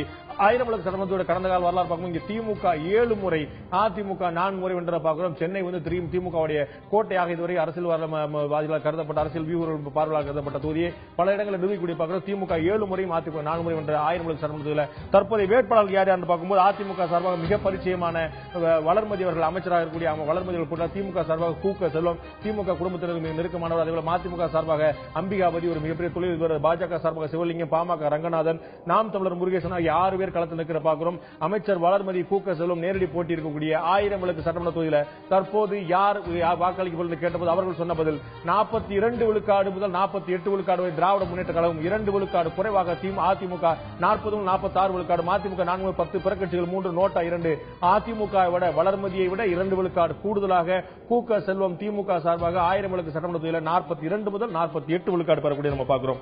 ஒரு பிரபலமான தொகுதி. கூக்க செல்வம் வந்து கட்சியினருக்கு ரொம்ப அறிமுகமானவர் தான் அவங்க. ஆனா வளர்மதி அப்படிங்கிறது வந்து கிட்டத்தட்ட ஒரு சினிமா ஃபேஸ் மாதிரி எல்லாருக்குமே தெரிஞ்ச அந்த முகம், ரொம்ப பரிச்சயமான முகம். அவருடைய அதிமுக தலைமை தான், அவருடைய பக்தி, அவருடைய நடந்து கொள்ளக்கூடிய விதம், இதெல்லாம் வந்து ரொம்ப ஒரு பாப்புலரான விஷயம். அது எவ்வளவு தூரம் செயல்படுது. அதுக்கு முன்னாடி நம்ம ட்ராக் ரெக்கார்ட் பார்க்கும்போது திமுக வந்து அங்க 7 முறை வென்றக்கூடிய பார்க்கிறோம். ஒரு ஸ்ட்ராங்கான ஹோல்ட் வச்சு கொடுத்து பார்க்கிறோம் 1000 விளக்கு. சோ இந்த முறையும் உங்களுக்கு வந்து அவங்களுடைய ட்ராக் ரெக்கார்டு தான் அங்க பயன்படுதா? இந்த தொகுதியை நம்ம புரிஞ்சுக்கும் போது ஃபர்ஸ்ட் நல்லா புரிஞ்சுக்க வேண்டியது, மற்ற தொகுதிகள்ல பாஜகவுக்கோ மாற்று அணிகளுக்கோ இருந்த வாக்குகள் இங்க இல்லாம போயிடுது. அப்புறம் இந்த தொகுதியில நம்ம பார்த்து புரிஞ்சுக்க வேண்டியதுன்னா, 2 திராவிட கட்சிகளுமே ஒருவர் சடைத்தவர் அல்ல, குறைந்தவர்கள் அல்ல. தலைவர்கள் மட்டத்திலும் சரி, கட்சி நெட்வொர்க் அளவிலும் சரி, அவர்கள் வந்து கடுமையான போட்டி கொடுக்கறாங்க. இந்த தொகுதியை 2001 இருந்தே நம்ம பார்த்து வந்தோம்னா திரு மு.க. ஸ்டாலின் அவர்கள் வந்து இங்க வேட்பாளரா இருக்காரு. அவர் வந்து 2001 ஒரு 8000 வாக்குகளும், 2006 ஒரு மிக சொற்ப வாக்குகள் வித்தியாசத்திலும் ஜெயிக்கிறாரு. 2011 அதிமுக இங்க ஜெயிக்கிறாங்க. இங்க எப்பவுமே நாடாளுமன்ற தேர்தல் எடுத்துக்கிட்டாலுமே கூட அவரே ரொம்ப பாசமா கூப்பிட்டாரு. இங்க இருந்து தான் நான் வந்து துணை முதலமைச்சரா நான் தேர்ந்தெடுக்கப்பட்டேங்கிறது பாசமா. கண்டிப்பா 2014 நாடாளுமன்ற தேர்தல் எடுத்துக்கிட்டோம்னா திமுக காங்கிரஸ் ஓட்ட சேர்த்தோம்னா அவர்களுக்கும் அதிமுகவுக்கும் வர கேப்பே மீண்டும் 4000 வாக்கு தான். எப்பவுமே வந்து ஒரு ரொம்ப ரேசர் எட்ஜ் கொடுக்கிறது இந்த தொகுதியோட பாரம்பரியம். இந்த முறையும் போட்டி அதுக்கு ஏத்த மாதிரி தான் இருக்கு. கடைசி எட்ஜ் யாருக்கு வேணா போகும் அப்படிங்கிற ரேஞ்ச் இருக்கிறதுனால இந்த 2 க்ளோஸ் டு 2 விழுக்காடு கூடுதலாக திமுக பெற்றாலும் கூட ஒரு இழுபறியான தொகுதியாக தான் நம்ம அடையாளம் காட்டுறோம் 1000 விளக்கு சட்டமன்ற தொகுதி. அடுத்த நாம் பார்க்கக்கூடியது சேப்பாக்கம் திருவல்லிக்கேணி இணைப்பு சட்டமன்ற தொகுதி.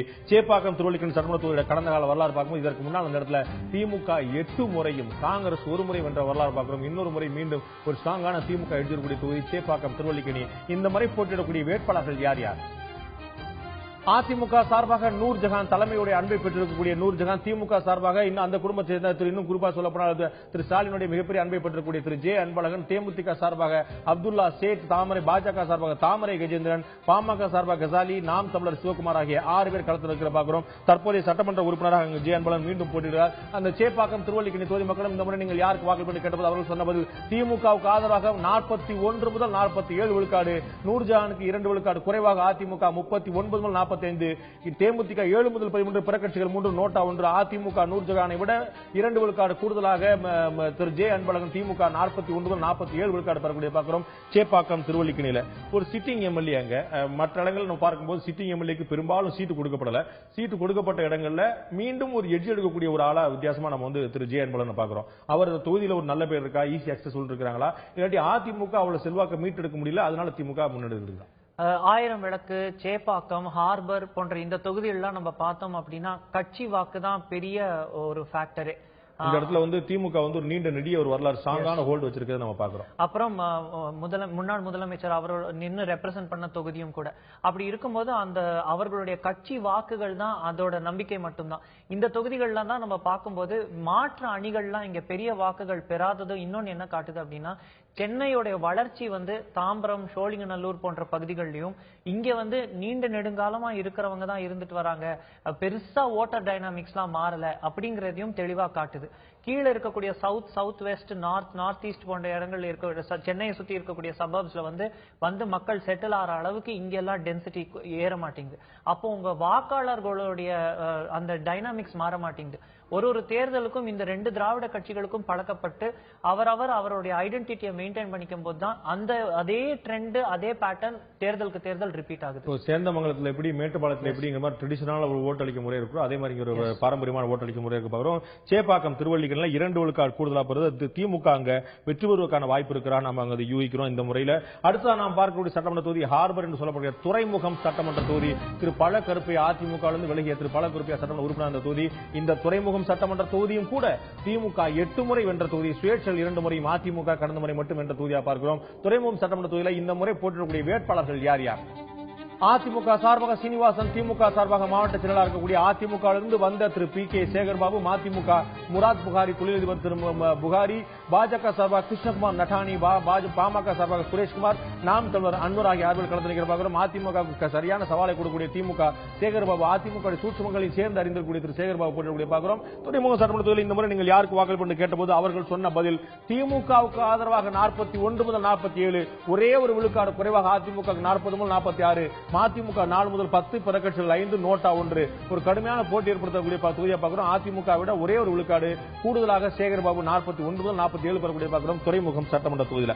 இது நான் ஏற்கனவே சொல்லிட்டேன். அந்த மாதிரி ஏடிஎம்கே உடைய சூட்சுமங்கள் எல்லாம் ஏடிஎம்கே எப்படி ஃபீல்ட் ஒர்க் பண்ணுவாங்க அப்படிங்கறத பல சூட்சுமங்கள் அந்த தொகுதியில் வித்திட்டவரே திரு சேகர்பாபு. இந்த மாதிரி அவர் திமுக பண்ண போறாரு. அப்ப அவரே கேண்டிடேட்டா போட்டிருக்கிறார் போது ஒரு கடுமையான போட்டி ஏற்படுத்திருக்கணும், ஒரு எட்ஜ் எடுத்துக்கணும். நம்ம கடந்த கால வரலாறு பார்க்கும்போது அங்க திமுக தான் அதிகமா வென்றிருக்க பார்க்கிறோம். சேகர்பாபு தான் அதிமுக சார்பாக சட்டமன்ற உறுப்பினர் முறை வென்றார் நினைக்கிறேன். திரு பல கருப்பையா கூட வென்றிருந்தார். இந்த இடத்துல அதிமுக ஒரு விழுக்காடு தான் பின்னடைவு சந்திக்குது. இவங்க ஏன் அதிமுக ஒரு பெரிய அளவில் முன்னிலையை பெற முடியல? இல்ல இந்த தொகுதிக்கு உட்பட்ட மறுபடியும் நம்ம பேசும்போது பக்கத்துல இருக்கிற எல்லா தொகுதியும் கம்பேர் பண்ணும்போது இங்க வாக்குகள் சரிபாதியா பிரிவதற்கு முக்கிய காரணம் கட்சி வாக்குகள் மட்டும்தான்.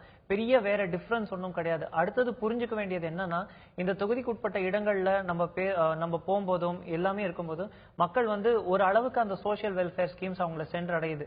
ஆட்சி மேல அதிருப்தி இருக்கானா? கண்டிப்பா இருக்கு, இல்லாமலாம் இல்ல. அதே சமயம் பெரிய வெறுப்பு எதுவும் இல்லாதது அதிமுகவுக்கு ஒரு அட்வான்டேஜ்.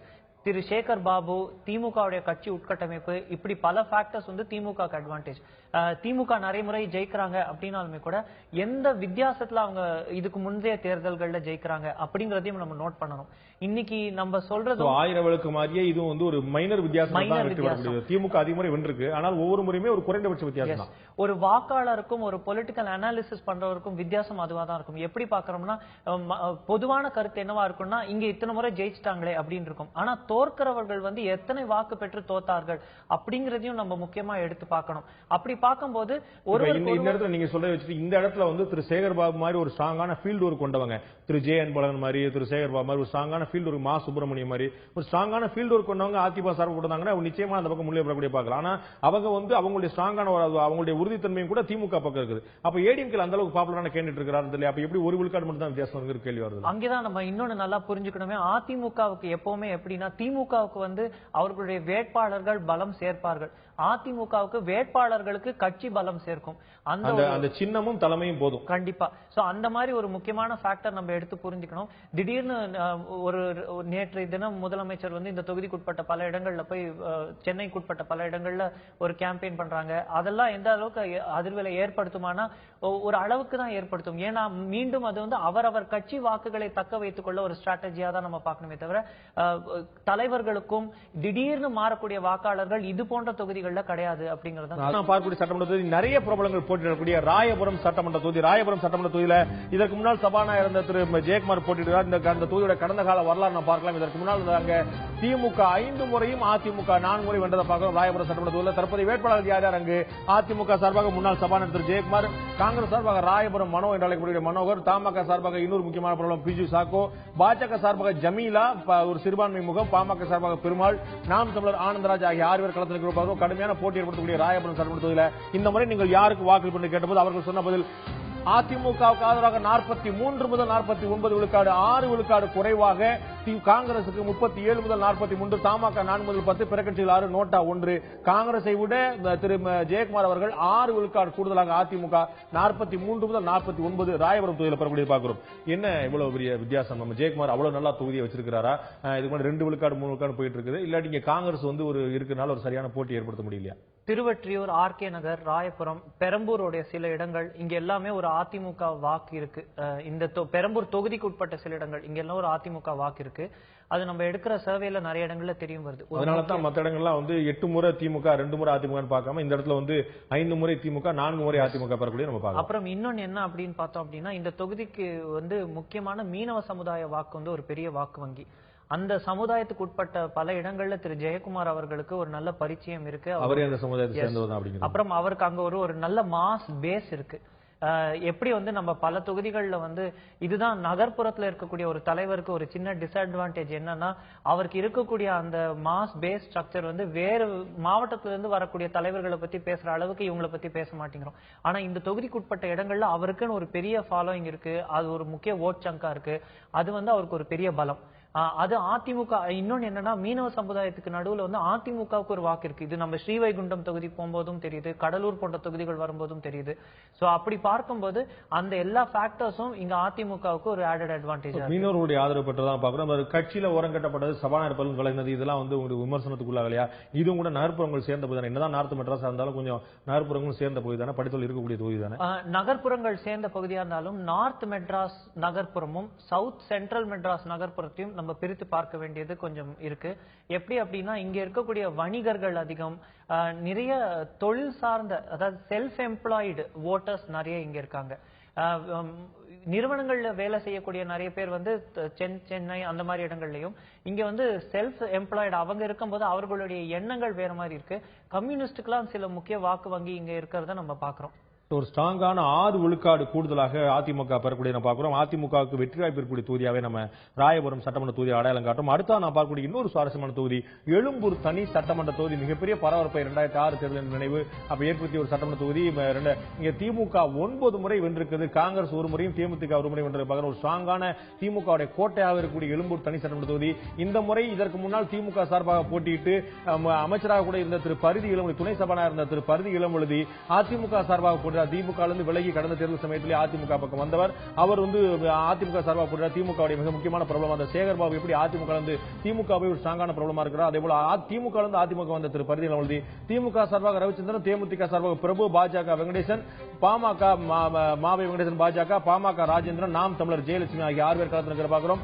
எழும்பூர் தனி சட்டமன்ற தொகுதி. இந்த முறை நீங்கள் யாருக்கு வாக்கு கொண்டு கேட்டபோது அந்த தொகுதி மக்கள் சொன்னது அதிமுகவுக்கு ஆதரவாக 43 முதல் 49. அதே போல ராயபுரம் பார்த்தது போலவே அப்படியே போல 6 விழுக்காடு கூடுதலாக 43 முதல் 49 அதிமுக, 37 முதல் 43 திமுக, தேமுதிக 4 முதல் 10, பிற கட்சிகள் 5, நோட்டா 2. திமுக விட 6 விழுக்காடு கூடுதலாக அதிமுக பரிதியிலம் உள்ளது எழும்பூர் தனி தொகுதியில் பெறக்கூடிய நம்ம பார்க்கிறோம். இது வந்து அந்த நீங்க எப்படி நம்ம இதுக்கு முன்னாடி பார்த்த ரிசம்பன்ஸ் பார்த்தீங்கன்னா 2 பேரும் பிரித்துக் கொள்ளக்கூடிய அதிமுக திமுக எடுத்துக்கொள்ளக்கூடிய வாக்கு ராயபுரத்துக்கும் எழும்பூருக்கும் அப்படியே இருக்கு. 43 இருந்து 49, 37 இருந்து 43 பெறக்கூடிய பார்க்கிறோம். அங்க வந்து திரு ஜெயக்குமாருக்கு ஒரு ஓட் வங்கி இருக்கிற பாக்குறோம், வாக்கு வங்கி இருந்த பாக்குறோம். எழும்பூர்ல பரிதியில வந்து ஏற்கனவே திமுக சார்பா போட்டு 2006 நினைக்கிறேன் ஒரு கடுமையான மோதல் சண்டை எல்லாம் ஏற்பட்டு ஒரு பெரிய அளவு ஒரு ரகளை எல்லாம் நடந்த ஒரு தொகுதியா இருந்துச்சு. ஒரு ஸ்ட்ராங்கான ஆள் அங்க பரிதியில இவர் இந்த மாதிரி அதிமுக சார்பா போட்டிடும் போது அதிமுக ஓட்டு வங்கி பிளஸ் இவருடைய செல்வாக்கு ரெண்டு நம்ம ட்ராக் ரெக்கார்டு பார்க்கும்போது பெரும்பாலும் திமுக வென்ற தொகுதியா நம்ம பார்க்கிறோம். திரு பரிதி இளம்பழுதி தான் இங்க வந்து கொஞ்சம் பலம் சேர்க்கிறார் தான் நம்ம கண்டிப்பா சொல்லணும். ஏன்னா அவர் வந்து இந்த கட்சி மாறினதும் அவருக்கு இருக்கக்கூடிய இன்ஃப்ராஸ்ட்ரக்சர் அவர் அப்படியே மெயின்டைன் பண்ணிக்கிறார். பொலிட்டிக்கல் இன்ஃப்ராஸ்ட்ரக்சர், அவருக்கு இருக்கக்கூடிய நெட்வொர்க், தொகுதியில அவருக்கு இருக்கக்கூடிய ரீச், இதெல்லாம் வந்து அவருக்கு ஒரு ஆடட் அட்வான்டேஜா போறதும். இந்த தொகுதிக்கு உட்பட்ட சில இடங்கள்ல நம்ம பார்க்கும்போது லோவர் இன்கம் குரூப்ஸ் நிறைய இருக்கும்போது அவர்களை குறிவைத்து நடத்தப்படக்கூடிய கேம்பெயின்ஸும் சரி, வெள்ள நிவாரணங்களும் சரி, இதெல்லாம் வந்து ஒரு விதத்துல அவங்களுக்கு ஆடட் அட்வான்டேஜா போறதை நம்ம பார்க்கிறோம். அதிமுகவுக்கு சாதகமா போகக்கூடிய தொகுதியா நம்ம வந்து எழும்பூர் தனி தொகுதியை நம்ம பார்க்கிறோம். அவர்களை அடையாளப்படுத்தும் போது அடுத்த நாம் பார்க்கக்கூடிய சட்டமன்ற தொகுதி அண்ணா நகர் சட்டமன்ற தொகுதி. இங்கும் ஒரு அமைச்சர் கோகுலேந்திரா போட்டியிடுறார். அண்ணா நகர் சட்டமன்ற தொகுதியில் கடந்த கால வரலாறு பார்க்கலாம். இதற்கு முன்னால் அண்ணா நகர்ல திமுக 7 முறை மீண்டும் ஒரு முறை திமுகவுடைய கோட்டையெல்லாம் பார்த்துக் கொண்டு வருகிறோம். சென்னை வந்து ஏற்கனவே எம்ஜிஆர் காலத்திலேயே திமுகவுடைய கோட்டையா என்று சொல்லப்பட்ட சென்னை மாநிலத்தில் அண்ணா நகர்ல திமுக 7 முறை வென்றதை பார்க்கிறோம். அதிமுக 1, காங்கிரஸ் 1. தற்போது போட்டியிடக்கூடிய வேட்பாளர்கள் யார் யார்? அதிமுக சார்பாக அமைச்சர் கோகுலேந்திரா, திமுக MK மோகன், மதிமுக மல்லிகா தயாளன், பாஜக சுரேஷ், பாமக அகிலேஷ், நாம் தமிழர் அமுதா 3 பெண் வேட்பாளர் களத்திற்குரிய பார்க்கிறோம். இந்த அண்ணா நகர் சட்டமன்றத்தில் நீங்க இந்த மாதிரி யாருக்கு வாக்களிப்பு கேட்டபோது அவர்கள் சொன்ன பதில் திமுகவுக்கு ஆதரவாக 41 முதல் 47, 6 விழுக்காடு குறைவாக. அதிமுகவுக்கு 35 முதல் 41 கோகுலேந்திரா, மதிமுக 7 முதல் 13, பிற கட்சிகள் 5, நோட்டா 3. கோகுலேந்திரா அமைச்சர் போட்டியிடக்கூடிய அதிமுகவுக்கு 35 முதல் 41, அதை விட 6 விழுக்காடு கூடுதலாக திமுக 41 முதல் 47 விழுக்காடு அண்ணா நகரில் பெறக்கூடியதை பார்க்கிறோம். இந்த இடத்துல இவ்வளவு பெரிய வித்தியாசம் திமுக பெறக்கூடிய பார்த்தபோது திமுக ட்ராக் ரெக்கார்டு பார்க்கும்போது அவங்க ஸ்ட்ராங்கான எடுத்து ஜெயிக்கிறாங்க. அண்ணா நகர் வந்து பிரபலங்கள் போட்டியிட்ட தொகுதியும் கூட. நம்ம இந்த இடத்துல வந்து கடந்த முறை இவங்க வெற்றி பெற்றாங்க, கடந்த முறை வெற்றி பெற்றாங்க, இந்த முறை பெற முடியல. என்ன காரணம்? தேமுதிக கூட்டணி இல்லாததா அல்லது வேறு காரணங்கள் இருக்குதா? இல்ல, அதெல்லாம் முக்கிய காரணமே இல்லாம இந்த தொகுதி போன்ற இந்த மாதிரி சில தொகுதிகள்ல அதிமுகவுக்கு மேஜர் வாக்கு சரிவு ஏற்பட்டிருக்கிறது. இந்த வெள்ள பாதிக்க, ஏன்னா அண்ணா நகர் போன்ற பகுதிகளில் முகப்பேர் அந்த மாதிரி இடங்கள்ல இருக்கக்கூடிய சில இடங்கள்ல நம்ம வந்து நிறைய வாட்டி வந்து வெள்ள பாதிப்பு ஏற்படுது. ஒரு சாதாரண மழைக்கே வந்து அங்க எப்படி வேளச்சேரியில மடிப்பாக்கம் போன்ற இடங்கள்ல வந்து சாதாரண மழைக்கே கூட தண்ணி தங்கிருமோ அந்த மாதிரி இடங்கள் இருக்கக்கூடிய தொகுதி. வெள்ளத்தின் அப்போ இங்க வந்து சரியான செயல்பாடு இல்லைங்கிற ஒரு குற்றச்சாட்டு ரொம்ப பிரபலமா இருக்கு. அதுக்கப்புறம் பாத்தீங்க அப்படின்னா அமைச்சர் வந்து தொகுதியை ரெப்ரசன்ட் பண்ணாலும் தொகுதிக்குட்பட்ட இடங்கள்ல வெள்ளத்தின் போது அவருடைய செயல்பாடு அந்த அளவுக்கு இல்லையோ அப்படிங்கிற கருத்து பரவலா வைக்கப்படுது. அது வந்து ஒரு முக்கிய ஃபேக்டரா இருக்கு. ஆன்டி இன்கம்பன்சி பில்ட் ஆகிறதுக்கு அது ஒரு மேஜர் ரீசனா இருக்கு. அதுக்கப்புறம் திமுக வேட்பாளருக்கு வந்து சோசியல் சர்க்கிள்ஸ்ல ஒரு நல்ல பரிச்சயம் இருக்கு. அவரு ஒரு அதாவது வந்து மக்களிடையே வந்து அவருக்கு பரிச்சயம் கொஞ்சம் குறைவா இருந்தாலும், ஆனா அவர் ஒரு நல்ல தெரிந்த வேட்பாளர், களத்துல நிறைய வேலை அவருக்காக நடக்குது. இதெல்லாம் பார்க்கும்போது கடுமையான போட்டியில இருந்து அப்படிங்கிற நிலைமையை மீறி திமுக ஒரு நல்ல சாலிட் எட்ஜ் எடுக்கிறாங்க. முன்பு அவர்கள் ஜெயித்து தக்க வைத்த தொகுதி தான்.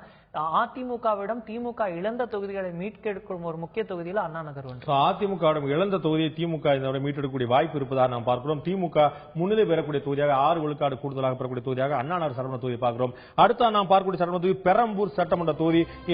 மார்க்சிஸ்ட் கம்யூனிஸ்ட் கட்சியை சேர்ந்த சவுந்தரராஜன் அவர்கள் சட்டமன்ற உறுப்பினர்களுடைய பெரம்பூர் சட்டமன்ற தொகுதியோட கடந்த கால வரலாறு திமுக இங்கும் அதிகபட்சமாக 7 முறை, தற்போது உட்பட மார்க்சிஸ்ட் கம்யூனிஸ்ட் கட்சி 3 முறை, அதிமுக வெறும் முறை ஒரு முறை வென்ற பெரம்பூர் சட்டமன்ற தொகுதியுடைய இந்த முறை வேட்பாளர்கள் யார் யார்?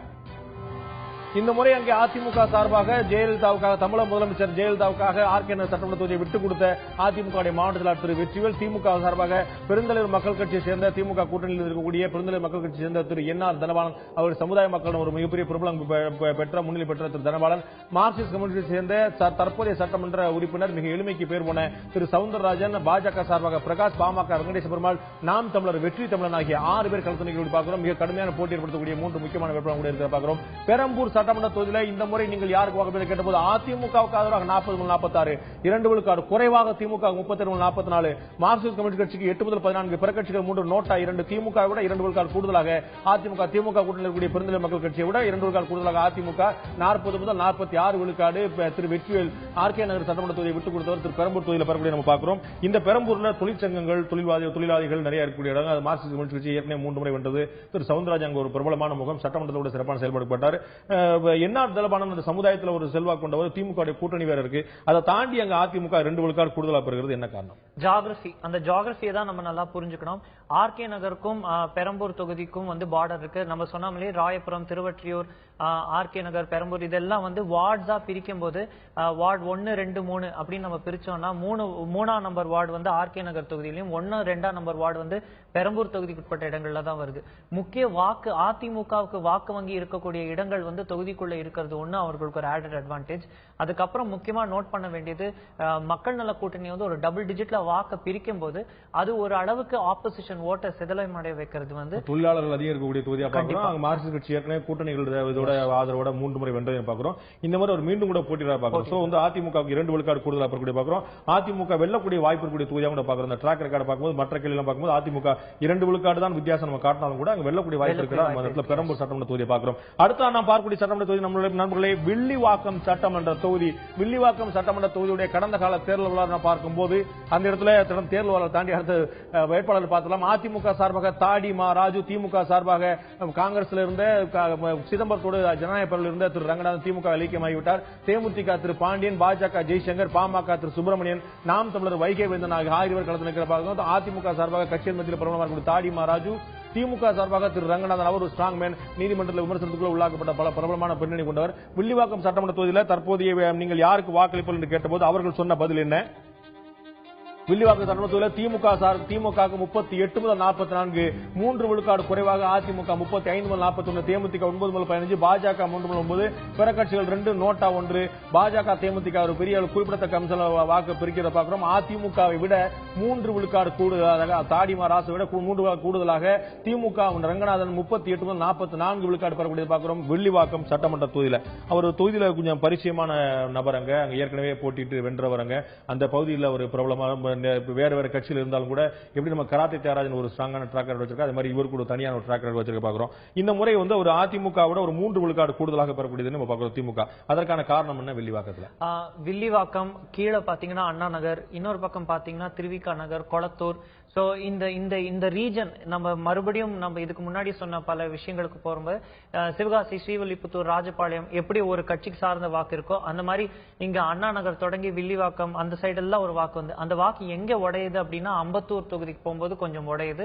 இந்த பக்கம் பெரம்பூர் தொகுதியில் சில இடங்களுக்கு வரும்போது அது ஏன் அப்படின்னு பார்த்தோம்னா அந்த ஜியோகிராபியை மறுபடியும் புரிஞ்சுக்கும் போது இந்த தொகுதிகள் நடுவில் ஒரு ஐலண்டாவும் அதுக்கு மேல இருக்கக்கூடிய தொகுதிகள் அதிமுக செல்வாக்கு இருக்கிறதையும் நம்ம பார்க்கிறோம்.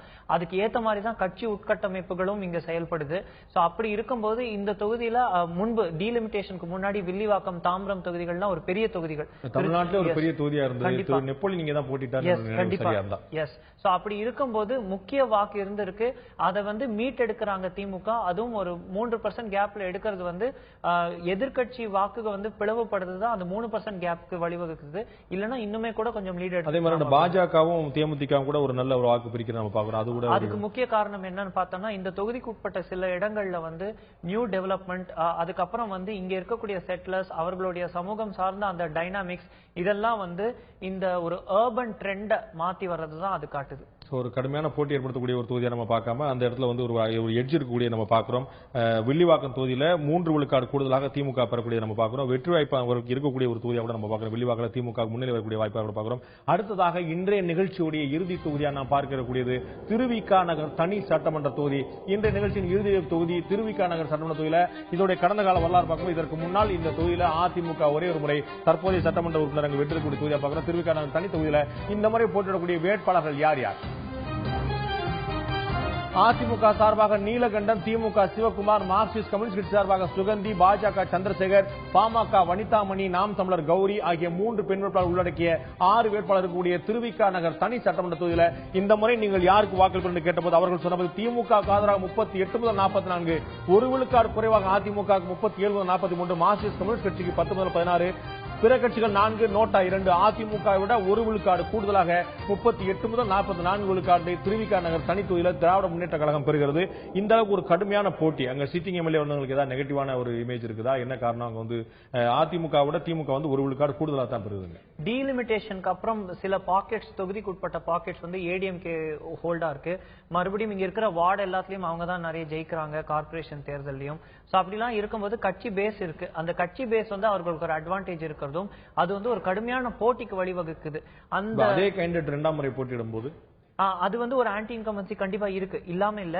ஆனா அந்த ஆன்டி இன்கம்பன்சி அளவுக்கு எதிர்கட்சியில மற்ற தொகுதிகளில் இருக்கக்கூடிய அந்த வலிமையான போட்டி இங்க கொடுக்காதது இந்த தொகுதியில இழுபறி வரத்துக்கு ஒரு முக்கிய காரணமா நம்ம சொல்லலாம். ஒரு கடுமையான இழுபறி ஏற்படுத்தக்கூடிய தொகுதியா பார்க்கிறோம். இதுவரை நண்பர்கள் நாம் இன்று 18 சட்டமன்ற தொகுதிகளை நாம் பார்த்தோம். ரிஷிவந்தியம் ஏற்கனவே நாம் பார்த்த வரிசைகளை விடுபட்டு போன ரிஷிவந்தியம் தொகுதி இன்று நாம் மொத்தமாக 224 தொகுதிகளை பார்த்திருக்கோம். ஒட்டுமொத்தமாக தமிழ்நாட்டில் இருக்கக்கூடிய 234 தொகுதியில இன்றோடு நாம் வந்து 224 தொகுதிகளை பார்த்திருக்கோம். நாளை வெறும் 10 தொகுதிகள் மட்டுமே பாக்கி இருக்கு. அந்த நாளை பார்க்கக்கூடிய 10 தொகுதியில் நம்ம ஜெயலலிதா போட்டியிட, தமிழக முதலமைச்சர் அதிமுக ஜெயலலிதா போட்டியிடக்கூடிய ஆர்கே நகர், திமுக தலைவர் முன்னாள் முதலமைச்சர் கருணாநிதி போட்டியிடக்கூடிய திருவாரூர், எம்.கே. ஸ்டாலின், மு.க. ஸ்டாலின் போட்டியிடக்கூடிய கொளத்தூர், விஜயகாந்த் போட்டியிடக்கூடிய உளுந்தூர்பேட்டை, அன்புமணி போட்டியிடக்கூடிய பெண்ணாகரம், திருமாவளவன் போட்டியிடக்கூடிய காட்டுமன்னார் கோயில், வில்லிவாக்கம், தமிழிசை போட்டியிடக்கூடிய வில்லிவாக்கம், சரத்குமார் போட்டியிடக்கூடிய விருகம்பாக்கம், சரத்குமார் போட்டக்கூடிய திருச்செந்தூர், சீமான் போட்டக்கூடிய கடலூர், டாக்டர் கிருஷ்ணாமி போட்டக்கூடியது ஒட்டப்படாத தொகுதி உட்பட ஒட்டுமொத்தமாக 10 தொகுதியில் நாளை நாம் பார்க்க இருக்கிறோம்.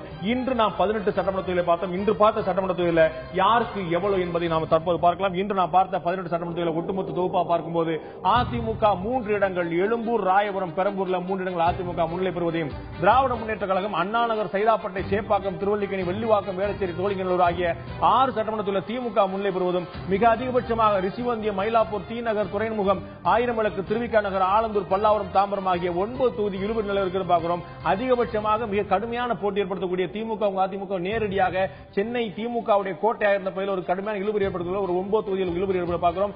திமுக மிக அதிகபட்சமாக 6 தொகுதிகளை சென்னையில் முழுமையாக பெறக்கூடிய பார்க்கிறோம். 3 தொகுதியில் எழும்பூர், ராயபுரம், பெரம்பூர்ல மட்டும் அதிமுக முன்னிலை பெறக்கூடிய பார்க்கிறோம். ஒரு கடுமையான போட்டி ஏற்படுத்தக்கூடிய 224 தொகுதியில் நாம் இதுவரை கடந்து பார்க்கிறோம். நாளை முக்கியமாக கட்சித் தலைவர் போட்டியிடக்கூடிய 10 சட்டமன்ற தொகுதிகளுடைய நிலைமை என்ன பார்க்கிறோம். ஜெயலலிதாவிலிருந்து சீமான் வரை 10 பேரை நாம் பார்க்கிறோம். அவர்களுடைய தேர்தல் முடிவு என்னவா இருக்க போகிறது, உங்களுடைய மனதில் அவர்களுக்கு என்ன அளவுக்கு இடம் கிடைத்து பார்க்கிறோம். நிகழ்ச்சியில் கலந்து கொண்ட கருத்து அருண் கிருஷ்ணமூர்த்திக்கு நன்றி. பார்த்த உங்களுக்கும் நன்றி. மீண்டும் இன்னொரு நிகழ்ச்சியில் சந்திப்போம். அதுவரை நன்றி, வணக்கம்.